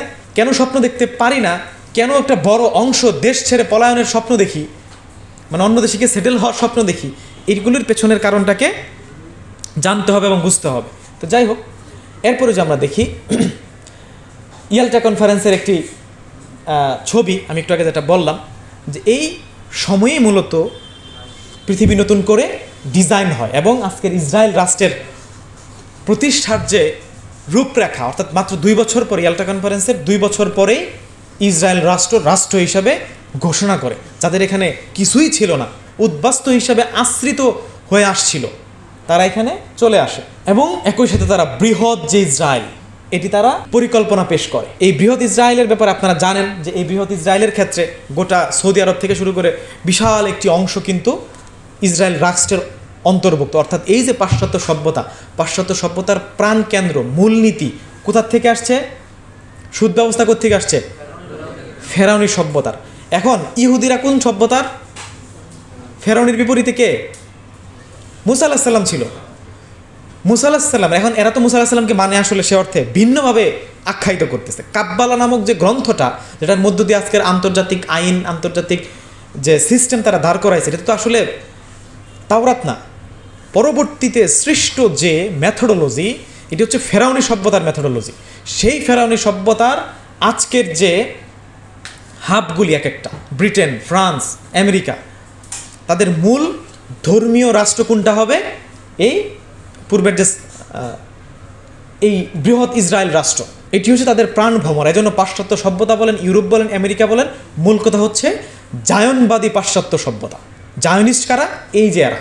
এরপরে যে আমরা দেখি যে আমাদের ফিলিস্তিন, মসজিদ আকসা, কুদুস, আমাদের যেটা, সেটা শুরুতে কোথায় ছিল দেখেন, প্রথম যে মানচিত্রটা, এরপরে চাইতে চাইতে চাইতে সর্বশেষ যেটা, ওইটাও এখন শেষ করে দিচ্ছে। শুধুমাত্র এখন গাজা ব্যতীত কোনো অংশই কিন্তু মুসলমানদের হাতে সেভাবে নাই। শুধু ওইটা ফিলিস্তিন অংশ না, আহমেদ ইয়াসিনের ভাষায়, আগে বুঝতাম মনে হয় আমরাই পরাধীন, বাকি সব স্বাধীন, এখন দেখি না আমরাই স্বাধীন, বাকি সব পরাধীন। গাজার ভিতরে কি চলে না? জায়নবাদী আগ্রাসন চালানো যায় না। আগ্রাসন চললেও কেউ প্রতিবাদ করুক আর না করুক, গাজাবাসী প্রতিবাদ করবেই, তাই না? এই জাতীয় জাগরণ তারা দেখাতে পেরেছে। তো যাই হোক, কিন্তু এইভাবে আস্তে আস্তে শেষ হয়ে যাচ্ছে, আমাদের এটা নিয়ে কোনো পরিকল্পনা নেই। এরপর যে আমরা লক্ষ্য করি বিদ্যমান মানচিত্র এবং পরিকল্পিত মানচিত্র, এ দুটি রয়েছে। এবং 9/11 পরবর্তী যে সময়, আফগানিস্তানে আক্রমণ, ইরাকে আক্রমণ, আরব বসন্ত এবং প্রক্সি যুদ্ধ, এই প্রত্যেকটি বিষয় খুবই গুরুত্বপূর্ণ কিন্তু সমসাময়িক এবং মিডিয়ায় আলোচিত হওয়ার কারণে আশা করি সবাই বিষয়গুলি জানেন, যেহেতু সময় কম আর আমি ব্যাখ্যায় গেলাম না। এরপরে এই যে ওয়েস্টার্ন সিভিলাইজেশন বলতে যা বুঝি, তাদের মূল পরিকল্পনার জায়গাগুলি কোথায়? মুসলিম বিশ্বকে নতুন করে বিন্যাস করা। এখন যে ব্যবস্থাটা আছে, এটা যেমন করোনাকালীন পরিস্থিতির সময় বলা হয়েছে, আমাদের দার্শনিকগণ বলেছেন এইভাবে যে তারা ইয়াল্টা কনফারেন্সের মধ্য দিয়ে, অর্থাৎ দুইটা বিশ্বযুদ্ধের পরে ইয়াল্টা কনফারেন্সের মধ্য দিয়ে সারা দুনিয়াকে নতুন করে সাজাইছিল না? ঠিক একইভাবে করোনাকালীন পরিস্থিতির পরেও নতুন করে সাজাবে, কিন্তু যে কোনো কারণেই হোক পারে নাই। কিন্তু হয়তো ফিলিস্তিন ইস্যুকে কেন্দ্র করে আবার কোনো বিশ্বযুদ্ধ যদি লাগে, কিংবা যে কোনো ওয়েতেই হোক, তারা একটা নতুন পরিবর্তনের দিকে তারা যাবে। তো তাদের যে পরিকল্পনাসমূহ, বর্ণবাদকে উস্কে দেওয়া এবং মাযহাবী যুদ্ধ তৈরি করা। বর্ণবাদ এটি একটি জাতীয় সমস্যা সব অঞ্চলে। আমাদের অঞ্চলে কি বাঙালি উপজাতি সমস্যা, তাই না? ধর্মীয় যে দৈন্য দশা, আমাদের সম্মান করতে জানি না, কিন্তু আমরা যদি ইসলামী সভ্যতার ওই কনসেপ্টটাকে সামনে রাখি, দেখেন ইসলামী সভ্যতার একটা গুরুত্বপূর্ণ মূলনীতি আছে, অন্যান্য ধর্মাবলম্বীকে আমরা তাদের ধর্মের নাম ধরে আখ্যায়িত করব। অমুসলিমও বলা যাবে না। অমুসলিম আবার কি? আমাকে সেন্টারে রেখে অন্যদেরকে সেন্টারের বাইরে ঠেলে দেওয়া, এরকম না। তাদেরকেও সর্বোচ্চ সম্মান দেওয়া। ফলশ্রুতিতে দেখেন, এত বছর উপমহাদেশে আমরা রাষ্ট্র, একটা সভ্যতার পরিচালক ছিলাম, ধর্মীয় দাঙ্গা হয় নাই। রাজনৈতিক সমস্যা হইতো, কিন্তু ধর্মীয় দাঙ্গা হয় নাই। আর যখনই ব্রিটিশরা আসলো, শুধু ধর্মীয় দাঙ্গা আর ধর্মীয় দাঙ্গা। আজকেও ভারত নামক যে রাষ্ট্র, সেখানে যদি যান, একইভাবে এই দাঙ্গা চলমান। এবং এই যে বাঙালি উপজাতি, এই যে মানুষে মানুষে যে ভেদাভেদ, এটিকে যে কোনো মূল্যে জাদুঘরে পাঠিয়ে দিতে হবে। মানুষের একটাই পরিচয়, সে মানুষ, কারামাতুল ইনসান, সে এজন্যই সম্মানিত, সে মানুষ এজন্যই সম্মানিত। এখানে অন্য কোনো কিছুকে প্রশ্রয় দেওয়া যাবে না। তো সেই জায়গাতে আপনারা যদি দেখেন, রাজনৈতিক দ্বন্দ্বের কারণে নিজেরা যে পরিমাণ মারামারি হয়, রাজনৈতিক দলগুলোর একটা সিস্টেম কি, রাজনীতি হওয়া দরকার ছিল কি নিয়ে? এই যে অর্থনীতি নিয়ে, সুদের বিরুদ্ধে সংগ্রাম নিয়ে, নিজস্ব উন্নয়ন নিয়ে, বন্দর নিয়ে, আমার কর্মসংস্থান নিয়ে, আমার ইন্ডাস্ট্রি এবং প্রযুক্তিগত ক্ষেত্রের উন্নয়ন নিয়ে। রাজনীতি হয় কি নিয়ে? হল দখল নিয়ে। কিন্তু হলের খাবার কি খায়? পচা খাবার। এটা না কারো মাথা ব্যথা আছে? মানববন্ধন আছে, মিছিল আছে, সেমিনার আছে, অথচ খাবার ছাড়া মানুষ ভালো থাকবে? আমরা জানি ওয়াবনাস সাবিল, জাকাতের যে 8টা খাত, আল্লাহর রাস্তায় যারা যুদ্ধ করে একটা খাত জাকাতের থাকে, সদকাতুল ফিতরের একটা খাত থাকে। এই মানুষ আল্লাহর রাস্তায় যারা যুদ্ধ করতেছে, সবচেয়ে বড় যুদ্ধ যারা করে, সামরিক ক্ষেত্রে যেরকম করে, জ্ঞানের ক্ষেত্রে করে ছাত্ররাও জাকাতের একটা অংশ। কিন্তু বাংলাদেশের প্রত্যেকটা বিশ্ববিদ্যালয়ের ছাত্রদের টিউশনি করে চলতে হয় আর্থিক কারণে। অথচ তাদের ডরমিটরিগুলি, অর্থাৎ হলগুলি, খাবারগুলি এবং তাদের পড়াশোনার মান এবং তাদের চলার জন্য যে স্কলারশিপগুলি প্রয়োজন হয়, এগুলির দায়িত্ব হচ্ছে রাষ্ট্রের, সমাজের। সেটা করতেছি। তাহলে এটা নিয়ে কেন রাজনীতি নাই বিশ্ববিদ্যালয়গুলিতে? রাজনীতি কি নিয়ে? আগে ছিল একজনের ছবি, এখন আর ভিন্ন একজনের ছবি লাগবে, এটাই রাজনীতি। এই যে বর্ণবাদ বলেন, রাজনৈতিক বর্ণ, জাতিগত বর্ণ, এই সকল ধরনের বর্ণবাদকে জাদুঘরে পাঠিয়ে জাতীয় জাগরণ করতে হবে। কি সে জাতীয় জাগরণ? দেশ, জাতি এবং উম্মতের কল্যাণে যারা কাজ করবে, আমার দেশকে ডেভেলপ করবে। একটি রাষ্ট্রকে কখনোই শুধুমাত্র চাইলে সিস্টেমেটিক ওয়েতেই অগ্রগামী করা যায় না। ধরেন সুদ রাষ্ট্রীয়ভাবে মুক্ত করলেন, কিন্তু দুর্নীতি বন্ধ করতে পারবেন? বাংলাদেশে একটা রিকশালা চান্স পাইলেও দুর্নীতি করে। এগুলি কি? আখলাকের সাথে সম্পৃক্ত, শিক্ষার সাথে সম্পৃক্ত, আধ্যাত্মিকতার সাথে সম্পৃক্ত। এগুলো চেঞ্জ করতে হবে না? এগুলো কি রাষ্ট্র চাইলে পারবে? নাকি ব্যক্তির জায়গা থেকে কাজ করতে হবে? প্রযুক্তি, প্রত্যেকটা ব্যক্তি যখন কাজ করে তখন কি একটা কিছু হয়। সামাজিক যে ধরনের বিশৃঙ্খলাগুলি আছে, প্রত্যেকটা ক্ষেত্রে যদি আপনি দেখেন, মানুষ আমাদেরকে জাতীয়ভাবে এগিয়ে আসতে হবে, যুবকদেরকে এগিয়ে আসতে হবে, ছাত্র সমাজকে এগিয়ে আসতে হবে, এবং সেটা কি দেশ এবং জাতির কল্যাণে, উম্মতের কল্যাণে। এটি চাইলেই এক জায়গা থেকে যে ঠিক আছে শেখ হাসিনাকে হটাই দিয়া ডক্টর ইউনূসকে পাঠাইছি, ওদের সব চেঞ্জ হয়ে যাবে। এবং চেঞ্জ কেন হলো না এটা নিয়ে খুব। এরপর যদি তারেক রহমান আসে, দেখবেন তাকে কী পরিমাণ গালিগালাজ শুরু হয়। তো এটা শুধুমাত্র তাদের দায়ভার এরকম না, তাদেরও দায়ভার আছে, কিন্তু আমাদেরও তো দায়ভার আছে। আমাদের দায়ভারটা কেউ বলি না। তাই জন্য জাতীয় জাগরণ লাগবে। এটা খুবই জরুরি। এটাকে মুক্ত করার সাথে সাথে এরপরে কি মাযহাবী যুদ্ধ, ধর্মীয় ক্ষেত্রে ইসলাম একটা জিনিস মনে রাখবেন, আহলুস সুন্নাহ ওয়াল জামাতের যে কনসেপ্ট নিয়ে আসছে ইসলামী সভ্যতা, ইমাম মালিকের একটা ঘটনা মনে রাখবেন। ওনার লিখিত গ্রন্থ খলিফা বললে, উস্তাদ আপনি যদি অনুমতি দেন আপনার লিখিত গ্রন্থটাই পাঠ্য করে দিব, সবাই এই আইনের ভিত্তিতে পরিচালিত হবে, সবাই এই আইনের ভিত্তিতে চলবে। কিন্তু ইমাম মালিক বললেন না, 400-র মতো মাযহাব বিভিন্ন অঞ্চলে গড়ে উঠছে, সবাই যাদের মতো করে ইবাদত করতেছে। হ্যাঁ, অঞ্চল ভেদে পার্থক্য আছে, যেমন কি ড্রেস আপের পার্থক্য। এখন যদি বলেন না সারা অঞ্চলে কি পড়বে, সবার জুব্বা পড়তে হবে, জুব্বা না পড়লে সুন্নত হবে না, এটা কোনো হইতে পারে, এই ইসলাম বাধ্যবাধকতা কখনোই দেয় নাই। আমাদের অঞ্চলে কি নবান্ন উৎসব আছে, এখন যদি বলেন না এটা বিদাত, তাই নবান্ন উৎসব এটা ধানের সাথে সম্পৃক্ত। এটা আরবে আল্লাহ রাসূলের সময় ধান ছিল নাকি এখানে, এ ধরনের এটা ছিল না। কিন্তু এটা যদি ইসলামের মৌলিক যে মূলনীতি এটার বিরুদ্ধে না যায় তাহলে কোনো সমস্যা নেই, ইসলামের মূলনীতির বিরুদ্ধে না গেলে, তাই না? এরপর হাত কোথায় বাঁধবো এখানে না নিচে, দুইভাবে হাদিস আছে। আল্লাহ রাসূলকে প্রশ্ন করা আছে খায়রুন নাস, সর্বোত্তম মানুষকে। আল্লাহ রাসূল 125 জায়গায় 125টার কথা বলছে, তাহলে কি আল্লাহ রাসূল বিপরীত হয়ে গেল নাকি? ওটা মানুষ বেঁধে বলছে। একজন আসছে কি বউ পিঠে আসে, তাকে বলছে সর্বোত্তম মানুষ সে যে তার বউর কাছে উত্তম, কারণ জানে ওর সমস্যা ওইটা। আরেকজন আসছে সে ভালো কোরআন পড়াইতে চান, তাকে বলছে খায়রুকুম মান তাআল্লামাল কুরআনা ওয়া আল্লামা, যে কোরআন শিখে এবং শিখায়। আরেকজন আসছে তার টাকা পয়সা ভালো আছে, তার আশেপাশে এতিম, কারণ এতিমদের ইয়াম বেশি, বলছে সর্বোত্তম মানুষ তো সে যে এতিমদের খাবার খাওয়া। আল্লাহ রাসূল এক একভাবে প্রেক্ষাপটে এক একটা বর্ণনা করছেন। আপনি যদি একটাকে ধরেই বসে থাকেন তখনই মাযহাবী সমস্যাটা হয়। হাত বাঁধা তো এখানে মূল বিষয় না, মূল বিষয় কি? খুশু, আল্লাহকে আধ্যাত্মিক দিক থেকে আনুগত্য করা, আল্লাহর সামনে নিজের কপালকে ঝুঁকিয়ে সেজদা করা, এটা মূল বিষয় না? কোথায় হাত বাঁধলো, এটা কি সমস্যার বিষয়? তো এখানে কি যে, তো ইমাম মালিক বলতেছে এই যে এত মাযহাব গড়ে উঠছে, সবাই একত্রে চলবে, যার যার মতো করে তারা ইবাদত করবে, এই সবাই যে একত্রে চলবে, একজন আরেকজনের বিরোধিতা করবে না, তাকফির করবে না, কাফের বলবে না, খারিজ করে দিবে না, সবাই যে একত্রে চলবে, এটাই হচ্ছে আহলুস সুন্নাহ ওয়াল জামাত। আমি এক দল করি, অথবা আমার দল যদি আপনি না করেন, বা আমার পীরের বায়াত যদি আপনি না গ্রহণ করেন, তাহলে কি হবে? মা তামাইয়াতান জাহিলিয়াতান, আমার পীরের বায়াত যেহেতু নেন নাই, অর্থাৎ আপনি কি ডাইরেক্ট জাহান্নামে পাঠাই দিবে। অথচ এটা কিসের হাদিস? ইসলাম গ্রহণের হাদিস। যারা ইসলামের উপর থেকে সংগ্রাম করবে না তাদের কথা বলতেছে। এজন্য কখনোই যাতে আমি এক পীরের মুরিদ হইতেই পারি, আমি অমুক তরিকার হইতে পারি, আমি অমুক আওয়ামী লীগ বিএনপি চরমনায় জামাত করতে পারি, কোনো সমস্যা নেই। সে আমার ভাই, আমার জাতি, আমার জাতিকে এগিয়ে নেওয়ার জন্য সে যদি কাজ করে আমি তার সাথে আছি। আমার জাতির বিরুদ্ধে, আমার দেশের বিরুদ্ধে, উম্মতের বিরুদ্ধে কাজ করবে, সে আমার আপন ভাই হইলেও তাকে সংশোধনের চেষ্টা আমি করব। এটা খুব গুরুত্বপূর্ণ কনসেপ্ট, কারণ আগামী 40 থেকে 50 বছরের মধ্যে বাংলাদেশও, এটা এখনও জানি না সম্ভাবনা আছে কিনা, যে বিশ্লেষকরা আছে বলতে পারবে যে গৃহযুদ্ধ লাগলেও লাগতে পারে, কারণ একটা মুসলিম দেশও কিন্তু ভালো নাই, খেয়াল করছেন? এজন্য জাতীয় ঐক্য প্রত্যেকটি পর্যায় থেকে কাজ করাটা আমাদের অন্যতম একটা বড় চ্যালেঞ্জ, দায়িত্ব। সাবধানতার সহিত এই বিষয়গুলোকে মাথায় রাখতে হবে। দিন ইসলামকে পুনর্গঠন তথা রিফর্ম করা একটা হচ্ছে নতুন পুরাতনের দ্বন্দ্ব, কাদিম জাদিদের, যা আগের এগুলো মানি না, নতুন করে এটাকে করতে হবে। মানে যেগুলো ইসলামের স্থায়ী মূলনীতি, ওটার বিপরীতে গিয়েও মূলনীতি দাঁড় করাইতে চায়, এগুলা কখনোই অ্যাকসেপ্টেবল না। এরপরে আন্তঃধর্মীয় সংলাপ, এরপর হচ্ছে আন্তঃসভ্যতা বিষয়ক সংলাপ। এই দুটো অনেক বড় বড় আলোচনার বিষয়, যে দুইটা ধর্ম একত্রে চলবে। তো এই সংলাপের প্রস্তাবনাটা মূলত হচ্ছে ইউরোপের, যে ইউরোপ নেতা, মানে খ্রিস্টান ধর্ম নেতাগিরি করবে, তোমরা জাস্ট আমাদের আনুগত্য মেনে চলবা। থিমটা মূলত এইটা, এটা কীভাবে সংলাপের বিষয়বস্তু হতে পারে।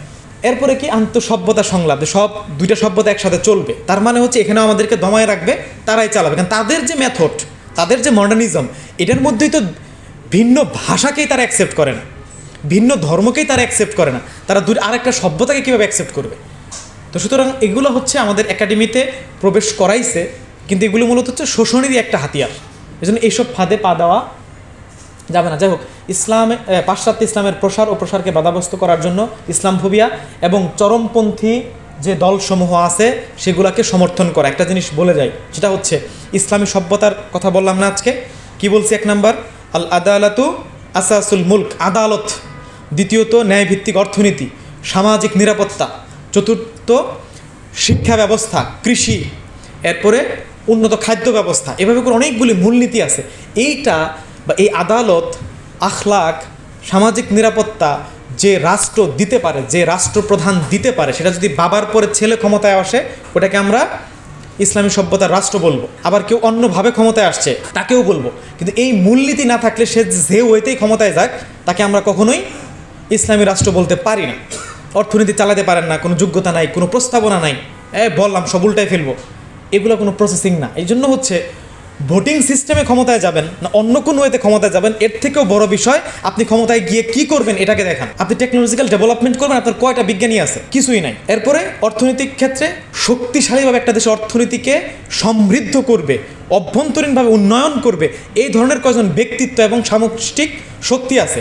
নাই। সামাজিক নিরাপত্তার জন্য আপনাদের প্রস্তাবনা কি? শিক্ষা ব্যবস্থা ঢাকা বিশ্ববিদ্যালয়, চট্টগ্রাম বিশ্ববিদ্যালয়ের সিলেবাসের বিপরীতে গিয়ে নতুন ইসলামী সভ্যতার রূহকে ধারণকারী শিক্ষা ব্যবস্থার প্রস্তাবনা দিবেন? আপনার কাছে কি আছে? কয়টা টেক্সট বুক আছে? টেক্সট বুক লেখার মতো কয়জন বড় মাপের স্কলার আছে? দেখবেন নাই। কিন্তু তর্ক কি নিয়ে? যে ভোটিং সিস্টেমে ক্ষমতায় যাবে নাকি তালেবানি স্টাইলে যাবে, এগুলো নিয়ে খুব তর্ক। মূল কাজের খবর নাই। এজন্য আসেন মূল কাজে আসি, মূল কাজ করি, জাতি ওটা দ্বারা উপকৃত হবে, জাতি আগাবে। আমরা যদি এই সকল বিষয় থেকে ক্লিয়ার থাকতে পারি, এটা হলো জামান, যেটা বললাম জামানকে বোঝা, এটা না বুঝলে আমরা আমাদের পরিকল্পনা বুঝতে পারবো না। এরপর শোষণ ব্যবস্থা নিয়ন্ত্রণের যে ক্ষেত্র বা মধ্যপ্রাচ্যের যে সারাংশটা আমি একটু আগে বললাম, দেখেন এগুলাই, কারণ মধ্যপ্রাচ্য সবচেয়ে অস্থিতিশীল অবস্থার মধ্য দিয়ে যাচ্ছে, তাই না? সুন্নি কাফের, শিয়া কাফের, ওই যে কিছুদিন আগে ইসরায়েলকে আক্রমণ করছে ইরান, তো আমাদের দেশে এক গ্রুপ লিখতেছে যেটা তো ইসরায়েলের একটা চক্রান্তই। তখন আমাদের উস্তাদ বলতেছেন সৌদি আরব যদি একটা ফুলও নিক্ষেপ করতে পারে আমি সৌদি আরবের পক্ষে কথা বলবো, কিন্তু তাদের একটা ফুলও নিক্ষেপ করতে পারে না। আর ইরান ঘোষণা দিয়ে আক্রমণ করছে, এখন শিয়া বলে তাদেরকে আপনি খারিজ করে দেবেন নাকি? আর ঘোষণা দিয়ে কেন দিচ্ছে? এটা আন্তর্জাতিক আইন, এটা ইসলামেরও ল, এই জন্য ঘোষণা দিয়ে আক্রমণটা করছে। এই জন্য শিয়া সুন্নি এখানে কোনো বিষয় না, মূল বিষয় হচ্ছে সাম্রাজ্যবাদী আগ্রাসনের বিপরীতে আমরা কতটুকু দায়িত্ব পালন করতেছি সেটা হচ্ছে এখানে ইম্পর্টেন্ট। শিয়া সুন্নি তর্ক এখানে মূল ফ্যাক্ট না। মাযহাবি কাফের, লামাযহাবি কাফের বা আরব অনারব যে বিষয়গুলি আছে, এই সমস্যাগুলি বিদ্যমান। শোষণের ক্ষেত্রে আপনারা যদি দুনিয়াকে নিয়ন্ত্রণকারী যেসব ক্ষেত্র নিয়ন্ত্রণ করে থাকে, সেটা কি? এক নম্বর জ্বালানি সম্পদ, জ্বালানি পরিবহন পথ, সমুদ্র বাণিজ্য, পরমাণু শক্তি, মহাকাশ প্রযুক্তি, গণবিধ্বংসী যে অস্ত্র, মিডিয়া যোগাযোগ, ব্যাংকিং ও আর্থিক অবকাঠামো, বীজ ও খাদ্য, পানির সম্পদ যেটা। তো এখানে গুরুত্বপূর্ণ যে বিষয়গুলি হচ্ছে শক্তির যে উৎসসমূহ, খনি উত্তোলনের ইজারাদার কারা, এরপর এটাকে কেন্দ্র করে যে বাণিজ্যগুলি হচ্ছে সে সকল বাণিজ্য, এই বিষয়গুলি আমাদের সামনে রাখাটা আবশ্যক। কারণ সৌদি আরব বলেন, আরব অঞ্চলগুলি বলেন, তেলের যে অবস্থা, মিষ্টি পানি, গ্যাসের যে অবস্থা, বা আমাদের অঞ্চলের যে মানে অনেকগুলি খনিজ সম্পদ আছে, তাই না? গ্যাস ফিল্ড থেকে শুরু করে ইউরেনিয়াম পর্যন্ত আমাদের দেশে আছে। তো দেখেন একটা হাক্কুল্লার মধ্যে ফকিহগণ বলতেছেন যে 8টা ভাগ করছে, 8টা ভাগের একটা মানে অষ্টম যে ভাগটা হাক্কুল্লার মধ্যে, মানে আল্লাহর হক, হাক্কুল্লার মধ্যে অষ্টমতম ভাগ যেটা, সেখানে কি যে এই যে খনিজ সম্পদ, এইটার যে বাণিজ্য, এখান থেকে কর, এখান থেকে প্রদত্ত যে জাকাত, এই যে জনগণের হক, এটা মূলত আল্লাহর হক। তাহলে দেখেন খনিজ ব্যবস্থাপনার, জাতীয় সম্পদ ব্যবস্থাপনার বিষয়টা একই সাথে কি একদম ইমানি একটা ব্যাপার। এত গুরুত্বপূর্ণ একটা বিষয় আমাদের দেশের প্রত্যেকটা খনিজ সম্পদের ফিল্ডগুলো কাদের কাছে? বিদেশি কোম্পানির কাছে। অর্থাৎ আরব অঞ্চলে যেরকম তেল থেকে শুরু করে এই স্বর্ণের খনিগুলি আমেরিকান কোম্পানির কাছে দেওয়া, আমাদের অঞ্চলেও একইভাবে সাম্রাজ্যবাদী গোষ্ঠীর হাতে দেওয়া। এইগুলি শোষণের একটা বড় ধরনের ক্ষেত্র। এরপরে দেখেন বাণিজ্য পথ, যে আমরা যদি ভালোভাবে মানে খেয়াল করি যে পৃথিবীর যে বড় বড় প্রণালীগুলি আছে, এই প্রণালীগুলির মধ্যে কি হরমুজ প্রণালী, বসফরাস প্রণালী, সুয়েজ খাল, তো পৃথিবীর বাণিজ্যের 70% এই সকল প্রণালী দিয়ে হয়। এই প্রণালীগুলো কাদের অঞ্চলে? মুসলিম অঞ্চলে। নিয়ন্ত্রণ কাদের কাছে? তাদের কাছে। সমুদ্র বাণিজ্য, সিঙ্গাপুর যদি একটা সমুদ্র দিয়া ওই রকম সিঙ্গাপুর হইতে পারে, আমাদের কাছে বাণিজ্য বন্দর কয়টা এখন? 3টা। আমাদের এগুলার কী অবস্থা? আমাদের ট্রান্সপোর্ট সিস্টেম, এখানকার যে পরিমাণ সিন্ডিকেট, এরপরে বিদেশি শক্তির নিয়ন্ত্রণ, ফলশ্রুতিতে এখানে কিছুই হয় না। একজন অর্থনৈতিক বিশেষজ্ঞ বলতেছিলেন, আমরা যদি শুধু বন্দরগুলোকে সঠিকভাবে কাজে লাগাতে পারতাম বাংলাদেশের, পুরো বাংলাদেশ স্বর্ণ দিয়ে ভরায় ফেলা যেত। অথচ সেটা আমাদের চিন্তাতেও নাই। অর্থাৎ সারা দুনিয়ার এই সমুদ্র ব্যবস্থাপনা এই সাম্রাজ্যবাদী গোষ্ঠীর হাতে।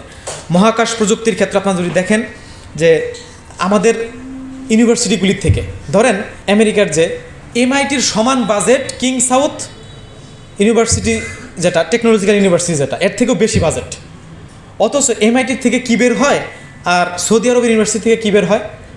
এটার মানে হচ্ছে আমাদের দেশের বুয়েট, চুয়েট, রুয়েট বা মুসলিম অধ্যুষিত যে ইউনিভার্সিটিগুলি, এখান থেকে এর বেশি উঠতে পারবে না। একজন বিজ্ঞানের প্রস্তাবনা দিলেও তাকে কোথায় গিয়ে দিতে হবে? জার্মানিতে গিয়া কিংবা আমেরিকাতে গিয়ে। অর্থাৎ এইখান থেকে কোনো বিজ্ঞানী বা উৎপাদন বলতে যা বোঝায় সেটি হচ্ছে না। একইভাবে পারমাণবিক শক্তি, মহাকাশ প্রযুক্তি, গণবিধ্বংসী অস্ত্র প্রত্যেকটি তাদের হাতে। এইগুলি দিয়ে যতটুকু না মানুষের উপকৃত হচ্ছে, এর থেকে 1000 গুণ বেশি মানুষ গণহত্যার শিকার হচ্ছে। বায়োলজিক্যাল ট্রান্সফরমেশন এটা যেরকম হচ্ছে খাদ্য, মানে বীজ এবং খাদ্য তাদের হাতে থাকার কারণে, ঠিক একইভাবে এই প্রযুক্তিগুলো শুধুমাত্র আমাদের হাতে না থাকার কারণে এগুলি দ্বারা মানুষ যতটুকু উপকৃত হচ্ছে তার থেকে বেশি সুমিষ্টি পানি। দেন পানির কথা যদি বলি, ইসরায়েল রাষ্ট্রের পানির বিশুদ্ধ পানি কোথা থেকে যায় জানেন? তার্কির থেকে। শুধু তার্কে যদি বলে আমরা তোমাদেরকে পানি দিব না, তাইলে ইসরায়েল শেষ।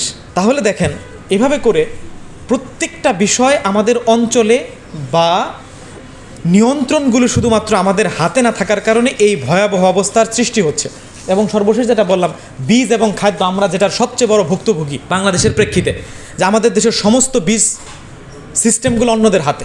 এবং দেখবেন যেগুলা জাতিসংঘ কর্তৃক নিষিদ্ধ বীজ, যেমন বিটি বেগুন, এটা জাতিসংঘ থেকে নিষিদ্ধ, সেটাও বাংলাদেশ অনুমোদন দেওয়া আছে, এটাও মানুষ খাচ্ছে। আবার এগুলো খেয়ে যখন অসুস্থ হচ্ছে, প্রত্যেকটা ডাক্তার, মানে ডাক্তাররা নিজেরাই বলে তাদের বদনা পর্যন্ত ওষুধ কোম্পানিগুলি কিনে দেয়। অর্থাৎ ওষুধ লিখতে হবে, এটা বাধ্যতামূলক, এর বাইরে গিয়ে তারা কিছু করতে পারে না। অর্থাৎ এই দিক দিয়ে বীজ ব্যবস্থার কারণে অসুস্থ হচ্ছে, আবার অন্য দিক থেকে এই ঔষধের মধ্য দিয়ে আরও বেশি ক্ষতিগ্রস্ত হচ্ছে। আর দুটার মধ্যে দিয়ে তারা তাদের শোষণ এবং বাণিজ্যিক যে লাভ, এটা তারা গ্রহণ করতেছে। পাশাপাশি কি হচ্ছে দেখেন, এই বিষয়গুলি আমাদের হাতে না থাকার কারণে, যেমন এলজিবিটি সমস্যা, বলে না এটা ন্যাচারাল, কি করব হয়ে গেলে। আসলে এটা তো 200 বছর আগে ওরকম ছিল না, এটা হয়েছেই খাদ্যর কারণে, বীজ ব্যবস্থার কারণে। এই খাদ্য এবং বীজ ব্যবস্থা ঠিক না করতে পারলে এই সমস্যাগুলো দিন দিন বাড়তে থাকবে। এটা নিয়ে কিন্তু আমাদের মাথা ব্যথা নেই। এখানে আমরা কিন্তু মানে ধর্মতাত্ত্বিক সলিউশন দিলে শুধু হবে না, একই সাথে কী দিতে হবে, এই খাদ্য ব্যবস্থায়, বীজ ব্যবস্থায় সমাধান নিয়ে আসতে হবে। এটাও একটা স্বাধীনতা, অনেক বড় স্বাধীনতা। এগুলি আগ্রাসনের বিষয়টা কেন জানলাম? ইমাম আবু হানিফার কথা কি, মান লাম ইয়ালাম আহলা জামানি ফাহুয়া জাহিলুন, যে তার অবস্থাকে, বিশ্ব পরিক্রমাকে, তার জামানকে বা জামানাকে বুঝতে পারে না, সে কি জাহেল। তো জাহেল থেকে যাতে শিক্ষিত হইতে পারি, এজন্য আমাকে আমরা কি ছিলাম, কোথার থেকে এ পর্যায়ে আসলাম, কেন এই অবস্থা হচ্ছে এবং আগামী দিনের মুক্তির জন্য আমাদেরকে কি লাগবে, এটা জানাটা আমাদের জন্য আবশ্যক। এখন মানে স্কুলের ক্ষেত্রে, ধরেন ইউনিভার্সিটিগুলো, আসলে স্কুল বলতে বিশ্ববিদ্যালয় থেকে স্কুল পর্যন্ত, যে একটা মানচিত্র দেখানো হয় এবং আমরা এখানে প্রবেশ করি, সবাই একই লেভেলের, ধরেন একই ধরনের পটেটো চিপস হয়ে সবাই বের হয়, একই ধরনের পটেটো চিপসে বেরোতেছে, সবার চিন্তা ভাবনা, কথাবার্তা, পরিভাষা, ডায়লগ, ভবিষ্যৎ পরিকল্পনা, জাতীয় স্বপ্ন একই। এবং বাংলাদেশের পরিপ্রেক্ষিতে আমাদের কোনো জাতীয় স্বপ্ন নাই, জাতীয় ভিশন আমাদের নাই। এটা হলো সবচেয়ে দুঃখজনক বিষয়। দেখবেন একটা ধ্বংসস্তূপে থাকা গাজা কিংবা সিরিয়ানদেরকে যদি জিজ্ঞাসা করেন, দেখবেন জাতীয় স্বপ্ন আছে। কিন্তু আপনাদেরকেও বা আমরা যদি নিজেরা ডিসকাস করি, আমাদের জাতীয় স্বপ্ন কি, জাতীয় ভিশন কি, দেখবেন নাই। তো এটা কিন্তু আমাদের বিশ্ববিদ্যালয়ের শিখিয়ে দেওয়ার দায়িত্ব ছিল, এটা পাচ্ছি না। ওই চাপিয়ে দেওয়া যে শিক্ষা ব্যবস্থা, ওটার থেকে ওইভাবে বের হচ্ছি। এরপরে দুনিয়া বলতে আমরা যা বুঝি, মানচিত্র বুঝি, এইটা কিন্তু আসলে মানচিত্র হচ্ছে এই যে এটা কোম্পানিগুলা, এই সকল কোম্পানির নিয়ন্ত্রণে কোন কোন অঞ্চল কোন কোন কোম্পানি নিয়ন্ত্রণ করবে, সেই আলোকে তারা বিশ্ব মানচিত্রকে সাজিয়েছে। এটা হচ্ছে বিশ্ব ব্যবস্থার রিয়েল মানচিত্র। তো যাই হোক, আমরা হতাশার জায়গা থেকেও সবচেয়ে বড় আশার জায়গা যেটা, এক্ষেত্রে আমি দুইটা বিষয় বলবো। একটা হচ্ছে ইউরোপ কথিত রেনেসার কথা আমাদেরকে শেখায়, কিন্তু ইউরোপের কোনো রেনেসা হয় নাই। আজকের ব্রিটেন বলেন, জার্মান বলেন কিংবা আমেরিকা, ফ্রান্স বলেন, এই চারটা দেশই তো, এদের পূর্বে কোনো সভ্যতা ছিল না যে সভ্যতার পুনর্জাগরণ তারা ঘটাইছে, অর্থাৎ রেনেসা তারা করছে। রেনেসা মানে হচ্ছে পূর্বে ছিল এমন একটা সভ্যতার উত্থান তারা করছে। তাহলে এটা কিসের রেনেসা? ব্রিটেনের আগে কি ছিল? কিছুই ছিল না। কিন্তু প্রত্যেকটা বিষয়কে একটা কাল্পনিক যে একটা ইউটোপিয়া তারা দাঁড় করাইছে, এই ইউটোপিয়াকে সামনে রেখে তারা যদি আজকের ইউরোপ বানাইতে পারে, তারা যদি আজকের এই ইউরোপের শক্তিশালী অবস্থান তৈরি করতে পারে, তাহলে আমাদের তো সবই ছিল। এবং সেন্টারে রাখার মতো আমাদের পয়গম্বর আছে, আমাদের 1200 বছরের ইসলামী সভ্যতার, ইসলামী অর্থনীতি, ইসলামের গুরুত্বপূর্ণ সমাজ কাঠামো, আখলাকি যে জীবন ব্যবস্থা, আমাদের প্রতিরক্ষা, পররাষ্ট্রনীতি, আইন ব্যবস্থা, সকল কিছু যেখানে ছিল, 1000 বছর পৃথিবীর ভাগ্য নিয়ত্তা ছিলাম, সেই সভ্যতার উত্তরসূরিদের পক্ষে কি নতুন করে সেই সভ্যতার প্রতিষ্ঠার স্বপ্ন দেখা ভুল না? এটাই বাস্তবতা। সেই বাস্তবতাকে সামনে রেখে যদি আমরা দেখি যে আমাদের বিশাল একটি সম্ভাবনার জায়গা, যে নতুন দুনিয়ার সম্ভব কিনা। এখন এই নতুন দুনিয়ার ক্ষেত্রে যে ইসলামের যে উন্নত মূল্যবোধ, আমাদের ইমানি যে আধ্যাত্মিক যে চেতনা, এখনও পর্যন্ত আমরা এই জায়গাতে একমত। এ ব্যাপারে কারণ নাই। এখন দরকার কি, বাহ্যিক যে জায়গাটা, জাগতিক যে ক্ষেত্রটা, এটাকে নিয়ে কাজ করা। তো এখন আমরা যদি লক্ষ্য করি যে 1200 বছরের ইতিহাস, এটা আমাদের মূলত আত্মবিশ্বাসের ইতিহাস। একটি সভ্যতা, যে সভ্যতা কোনো ইউটোপিয়া না, বাস্তবিক একটি সভ্যতা, যে সভ্যতা বিশ্ব মানবতাকে এভাবে আলো দেখিয়েছে, সে আলো দেখিয়ার যাওয়া সভ্যতা এখনও বিদ্যমান। তাদের রেখে যাওয়া যে স্মৃতিচিহ্ন, সেগুলি এখনও আছে এবং ইমানের দিক থেকেও আমরা ঐক্যবদ্ধ। এবং প্রত্যেকটি যে বাণিজ্যিক রাস্তা সমুদ্রের, এগুলি আমাদের অঞ্চলে। পাশাপাশি মরক্কো থেকে ইন্দোনেশিয়া পর্যন্ত বিশাল এক ভূমি মুসলমানদের। মরক্কো থেকে ইন্দোনেশিয়া পর্যন্ত বিশাল ভূমি মুসলমানদের। মরক্কো থেকে ইন্দোনেশিয়া পর্যন্ত একই দিন ও চেতনার অনুসারী মুসলমানদের আজকের অবস্থা, সে অবস্থাও জানান দেয় যে তারা যদি সত্যি পুনর্জাগরণের স্বপ্ন নিয়ে তাদের যে যোগ্যতা সেটাকে কাজে লাগাতে পারে, তাহলে সেই সভ্যতার প্রস্ফুটিত রূপ আমরা দেখতে পাব। প্রাকৃতিক সম্পদ, কৌশলগত যে খনিজ সম্পদ, সবগুলির প্রায় 75% মুসলিম অধ্যুষিত অঞ্চলে। এরপর পৃথিবীর 70 থেকে 75% প্রাকৃতিক সম্পদ শুধু এই দেশগুলিতে বিদ্যমান। শুধু তাই নয়, একই সাথে এই সম্পদগুলির যে রিজার্ভ দরকার, তারও 60% রিজার্ভ এখনও মুসলমানদের অঞ্চলে। তো এজন্যই বৃহৎ যে খনিজ সম্পদের ক্ষেত্রটি, এটি অর্থনীতির পরিবর্তনের, অর্থনীতির শক্তিশালী অবস্থা তৈরির জন্য সবথেকে বড় ভূমিকা পালন করবে। আর সেইটা আমাদের অঞ্চলে এখনও পর্যন্ত বিদ্যমান। 200 কোটি এক বিশাল জনসংখ্যা, এবং যারা একই চেতনায় বিশ্বাস করে একটি বিশ্বজনীন সংস্কৃতি আমাদের আছে। কোনো ধর্মের, কোনো সভ্যতার একই ধরনের, যেমন ধরেন ফ্রান্সের খ্রিস্টিয়ানদের আর ভারতের খ্রিস্টিয়ানদের কালচার এক না, কিন্তু আমাদের আজান সারা দুনিয়াতে একই আজান, আমাদের সালাম সারা দুনিয়াতে একই সালাম। এভাবে করে বিশ্বজনীন এক সংস্কৃতির অধিকারী আমরা। সবচেয়ে বেশি যুবক সংখ্যা মুসলমানদের। আমাদের বাংলাদেশে 63% যুবক, অর্থাৎ কর্মক্ষম মানুষ। সেটা যে আপনি চীন জাপানের সাথে তুলনা করেন, অধিকাংশই সেখানে মধ্য এশিয়াতে বিশাল সংখ্যক মুসলমানের বসবাস। একই সাথে চীন, রাশিয়া, ভারতের যেগুলি অমুসলিম রাষ্ট্র, সে সকল রাষ্ট্রেও দেখবেন বড় একটি অংশ মুসলমানরা। পাশ্চাত্যে মুসলমানদের সংখ্যাও, মানে ইউরোপ এবং আমেরিকা, কানাডাতেও মুসলমানদের সংখ্যা দিন দিন বৃদ্ধি পাচ্ছে। তাহলে এই বিশাল জনসংখ্যার ক্ষেত্রে প্রয়োজন যে জায়গাটা, সেটা হচ্ছে চেতনার জায়গাটা, পুনর্জাগরণের যে ইশতেহার প্রদান করা, সেই ইশতেহার প্রদানের সংকট। আমাদের অপার সম্ভাবনা ও আত্মবিশ্বাসের সবচেয়ে বড় ক্ষেত্রসমূহ। আমরা বিশ্বর কেন্দ্রবিন্দু। আমরা বলি না উম্মাহ, উম্মাহ শব্দটা আসছে উম্মুন থেকে, অর্থাৎ কেন্দ্র। কেন্দ্র যদি ভালো না থাকে, ধরেন ঢাকা ভালো নাই, বাংলাদেশ ভালো থাকবে? কোনোদিনও সম্ভব না। পৃথিবীর কেন্দ্র আমরা, সম্পদ বলেন সকল দিক থেকে কেন্দ্রে আমরা। এবং ভৌগোলিক দিক থেকে সামুদ্রিক পথগুলি আছে, এই পথগুলির দিক থেকে বলেন, খনিজ সম্পদের দিক থেকে যদি বলেন, ভাষাগত উৎকর্ষতা, নবী রাসূলদের আগমন বলেন, বড় বড় সভ্যতার প্রতিষ্ঠা বলেন, সকল দিক থেকে মুসলিম অঞ্চলগুলো পৃথিবীর কেন্দ্র। সাগর, উপসাগর, মহাদেশ সবগুলি মুসলমানদের। শক্তির উৎসসমূহ, শক্তি সরবরাহের পথসমূহ মুসলমানদের হাতে। মানে মূল্যবান খনিজ পদার্থ অধিকাংশই মুসলমানদের হাতে। বনাঞ্চল, পৃথিবীর বনাঞ্চল থেকে বিশাল এক অর্থনৈতিক সমৃদ্ধর ক্ষেত্র। যেমন বাংলাদেশও পৃথিবীর 3য় বা 4র্থ বৃহৎ বনাঞ্চলের একটি দেশ, অর্থাৎ বিশাল সম্ভাবনার দেশ। নদী প্রধান অঞ্চল। আমাদের ঋতু বেশি, যেখানে ঋতু বেশি সেখানে ফসল বেশি, যেখানে ঋতু বেশি সেখানে পশু পাখির উৎপাদন বেশি। এত ঋতু, বিশেষ করে ধরেন বাংলাদেশ থেকে শুরু করে মুসলিম অধ্যাশিতে 4টা থেকে 6টা ঋতু। আর যারা শোষণ করতেছে তাদের সর্বোচ্চ 2টা ঋতু, তাও অধিকাংশ 70% সময় তারা বরফেই থাকে। আমাদের পরিশ্রম, উৎপাদনের সক্ষমতা সব দিক থেকেই আমরা অনেক বেশি এগিয়ে। বৈচিত্র্যপূর্ণ জলবায়ুর এবং বিভিন্ন ধরনের ফসলই আমাদের উর্বর যে জমিন, এই বাংলার জমিনেও বাংলা সালতানাতের সময় 3টার মতো ফসল 1 বছর উৎপাদন হইতো। এই সক্ষমতা আমাদের আছে। যে কোনো জায়গায় যে কোনো ধরনের ফসল উৎপাদন হয় মুসলিম অধ্যুষিত অঞ্চলগুলিতে। বিশুদ্ধ পানির উৎস, বিশুদ্ধ পানির উৎসের দিক থেকে আমরা সবচেয়ে বেশি এগিয়ে। এরপরে শক্তিশালী সাংস্কৃতিক এবং সামাজিক ভিত্তি। এখনও আমরা বাংলাদেশের মানুষ, একজন মানুষের ইনকাম দিয়ে 8 জন মানুষ খাওয়া দাওয়া করে, চলাফেরা করে, যেটা আপনার জাপানে কিংবা ইউরোপিয়ান দেশগুলিতে অসম্ভব। কিন্তু বাংলাদেশে একজন মানুষ ড্রেনে কাজ করবে কাতারে গিয়ে, কষ্ট করে ইনকাম করবে, কিন্তু তার সন্তান পরিবারের জন্য নিজে না খেয়ে টাকা পাঠায়। এই মূল্যবোধ এখনও মুসলিম অধ্যুষিত অঞ্চলগুলিতে সমানভাবে বিদ্যমান। পারিবারিক মূল্যবোধ, আজকে যদি আপনি জার্মানিতে যান, সবচেয়ে উন্নত শহর বলা হচ্ছে অস্ট্রিয়ার ভিয়েনাকে, সেখানে যান, সেখানে 80% সন্তান জানে না তাদের বাবাকে। সন্ধ্যার পর আপনি বের হতে পারবেন না, এত বাজে অবস্থা নৈতিকভাবে। সেই জায়গাতে আমাদের পরিবার প্রথা এখনও পর্যন্ত শুধুমাত্র বিদ্যমানই না, এগুলি সামাজিক কাঠামোকে এমনভাবে সুন্দর এবং সক্রিয় রেখেছে যা আমাদের সামাজিক ভিত্তিকে অন্যান্যদের তুলনায় অনেক শক্তিতর অবস্থানে রেখেছে। এরপর সাংস্কৃতিক ক্ষেত্র যদি দেখি, আমাদের আধ্যাত্মিক যে বলয়, এই বলয় অন্য কারোর মধ্যে সম্ভব না, শুধুমাত্র আমাদের দেশসমূহর ব্যতীত।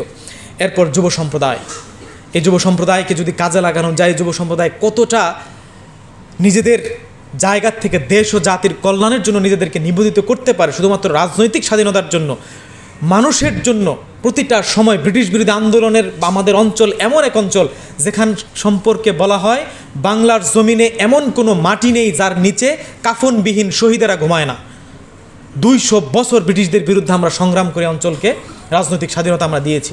এখন আমাদের অন্যান্য স্বাধীনতা বাকি, এটার জন্য সংগ্রাম করতে হবে, সেটা দীর্ঘমেয়াদে। সামগ্রিকভাবে মুসলিম উম্মার সামনে যে সবচেয়ে বড় যে বিষয়টি, সেটি হচ্ছে আমাদের যে শক্তিশালী সভ্যতার ঐতিহাসিক ভিত্তি, অর্থাৎ ঐতিহাসিক ধারা, যেটা আমি শুরুতেই বললাম, এই ঐতিহাসিক ধারা আর কারোর নেই, আমাদের শুধুমাত্র আছে।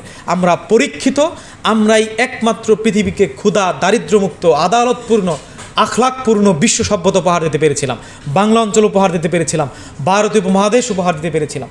তো এই জন্য এই ঐতিহাসিক সিলসিলা আমাদেরকে ভুলে গেলে চলবে না। এটি আমাদের সবচেয়ে বড় সম্পদ, হৃদয়ে লালন করার মতো বিষয়। এটিকে রেখে যদি আমরা কাজ করতে পারি, অবশ্যই আমাদের দ্বারা পুনর্জাগরণ সম্ভব। এজন্য আমাদের ইসলামী মূল্যবোধের ইহয়া সহ সকল ক্ষেত্রে ইসলামী সভ্যতার পুনর্জাগরণের জন্য যে চেতনা দীপ্ত আহ্বান, ইশতেহার এবং প্রস্তাবনা দরকার, তো অবশ্যই আমরা যুবকরা দিব, মুসলিম উম্মার যুবকরা দিব, বাংলাদেশের যুবকরা দিব, যেটার মধ্য দিয়ে 1200 বছরের যে সভ্যতাকে হারিয়েছিলাম, যে বিশ্ব ব্যবস্থাকে হারিয়েছিলাম, আবার সেই সভ্যতার প্রতিষ্ঠা হবেই হবে ইনশাআল্লাহ। সর্বশেষ একটি লাইন দিয়ে শেষ করছি, সেটি হচ্ছে সব থেকে ইজ্জত এবং সম্মানের কাজ হলো দেশ, জাতি এবং উম্মতের কল্যাণে নিজেদেরকে নিবেদিত করা। এটির জন্য যদি কাজ করতে পারি, তাহলে জাতীয় জাগরণ সম্ভব, উম্মতের জাগরণ সম্ভব। এ শোষণের বিপরীতে গিয়ে আমরা একটি ধারাবাহিক পরিক্রমার মধ্য দিয়ে আমরা হাঁটতে পারবো। তখন কি হবে? আমরা যোগ্য হয়ে অবদান রাখতে পারবো। দেখেন, কেউ কিন্তু চায় না যে আমাদের পরবর্তী প্রজন্ম, আমাদের নাতিনরা বা তার পরবর্তী প্রজন্ম এসে এরকম ধুলাবালির কুমিল্লা শহরে চলুক, ময়লা গাজীপুর ঢাকা শহরে চলুক। আমরা এই অঞ্চলের মানুষকে যা শিখিয়েছিলাম তার সবচেয়ে বড় একটি হলো পরিচ্ছন্নতা শিখিয়েছিলাম। পরিষ্কার পরিচ্ছন্নতা আমাদের ইমানের অঙ্গ। এখনও যদি মুসলিম অধ্যুষিত যে শহরগুলি টিকে আছে, সবই তো ধ্বংস করছে বোম্পিং করে করে। ইস্তাম্বুলে আপনি যান, ইস্পাহানে যান, দেখবেন চকচক করতেছে। সেখানে যদি 5 কোটি মানুষ আপ ডাউনের একটা শহরকে তারা চকচক করাইতে পারে, তাহলে 2 কোটি ঢাকা শহরকে কেন আমরা এত অপরিচ্ছন্ন করে রাখছি? এভাবে করে প্রত্যেকটা ক্ষেত্রে শিক্ষা ব্যবস্থায় আমাদের বিশ্ববিদ্যালয়কে জাতির বিবেক এবং স্পন্দনে পরিণত করতে হবে। সেখানে এই যে সত্যিকারের যে স্বাধীনতা, সত্যিকারের যে সভ্যতার প্রতিষ্ঠা, রাজনীতির বাহিরে, রাজনীতি ছাড়াও অন্যান্য ক্ষেত্রগুলি আছে, অর্থনীতি, সমাজ বিজ্ঞান, আমাদের ল, আমাদের পররাষ্ট্রনীতি, আমাদের ডিফেন্স সিস্টেম, আমাদের ইঞ্জিনিয়ারিং ক্ষেত্র, আমাদের মেডিসিন, যে মেডিসিনে বায়োলজির সাথে সাথে রূহ নিয়ে আলোচনা হবে, এ ধরনের শিক্ষা ব্যবস্থার প্রস্তাবনা দিতে পারবে। এই ধরনের একটি ধারাবাহিক কাজ করা যুব সম্প্রদায় লাগবে, যারা এই ইজ্জতের কাজটা করবে, অর্থাৎ দেশ জাতি উম্মতের জন্য কাজ করবে। পারা যাবে তো? এগুলা ডায়লগের বিষয় না, ধারাবাহিক নিজেদেরকে উৎসর্গ করার বিষয়। কি সেটা? আমি আমার এই যে ভূখণ্ডে আল্লাহ পাঠিয়েছেন, এই সময় আল্লাহ পাঠিয়েছেন, এটার জন্য কাজ করে যাব, নিজেকে সেই জায়গায় যোগ্য করব। সমস্ত কিছুর বিপরীতে গিয়ে আমরা যদি মুসলিমরা ভালো থাকি, উম্মত ভালো থাকে, বিশ্ব মানবতা ভালো থাকবে। এজন্য এই ইজ্জতের আহ্বান জানিয়ে, দোয়া চেয়ে আমরা এই শোষণ ও সাম্রাজ্যবাদের বিপরীতে নতুন সভ্যতা বিনির্মাণ, নতুন দুনিয়া যে প্রতিষ্ঠা করব, সেই প্রতিষ্ঠার স্বপ্ন দেখব, দোয়া করব। এবং আবারও সেটা দিয়ে শেষ করছি, অবশ্যই ইসলামী সভ্যতার বিনির্মাণ হবে ইনশাআল্লাহ। আসসালামু আলাইকুম।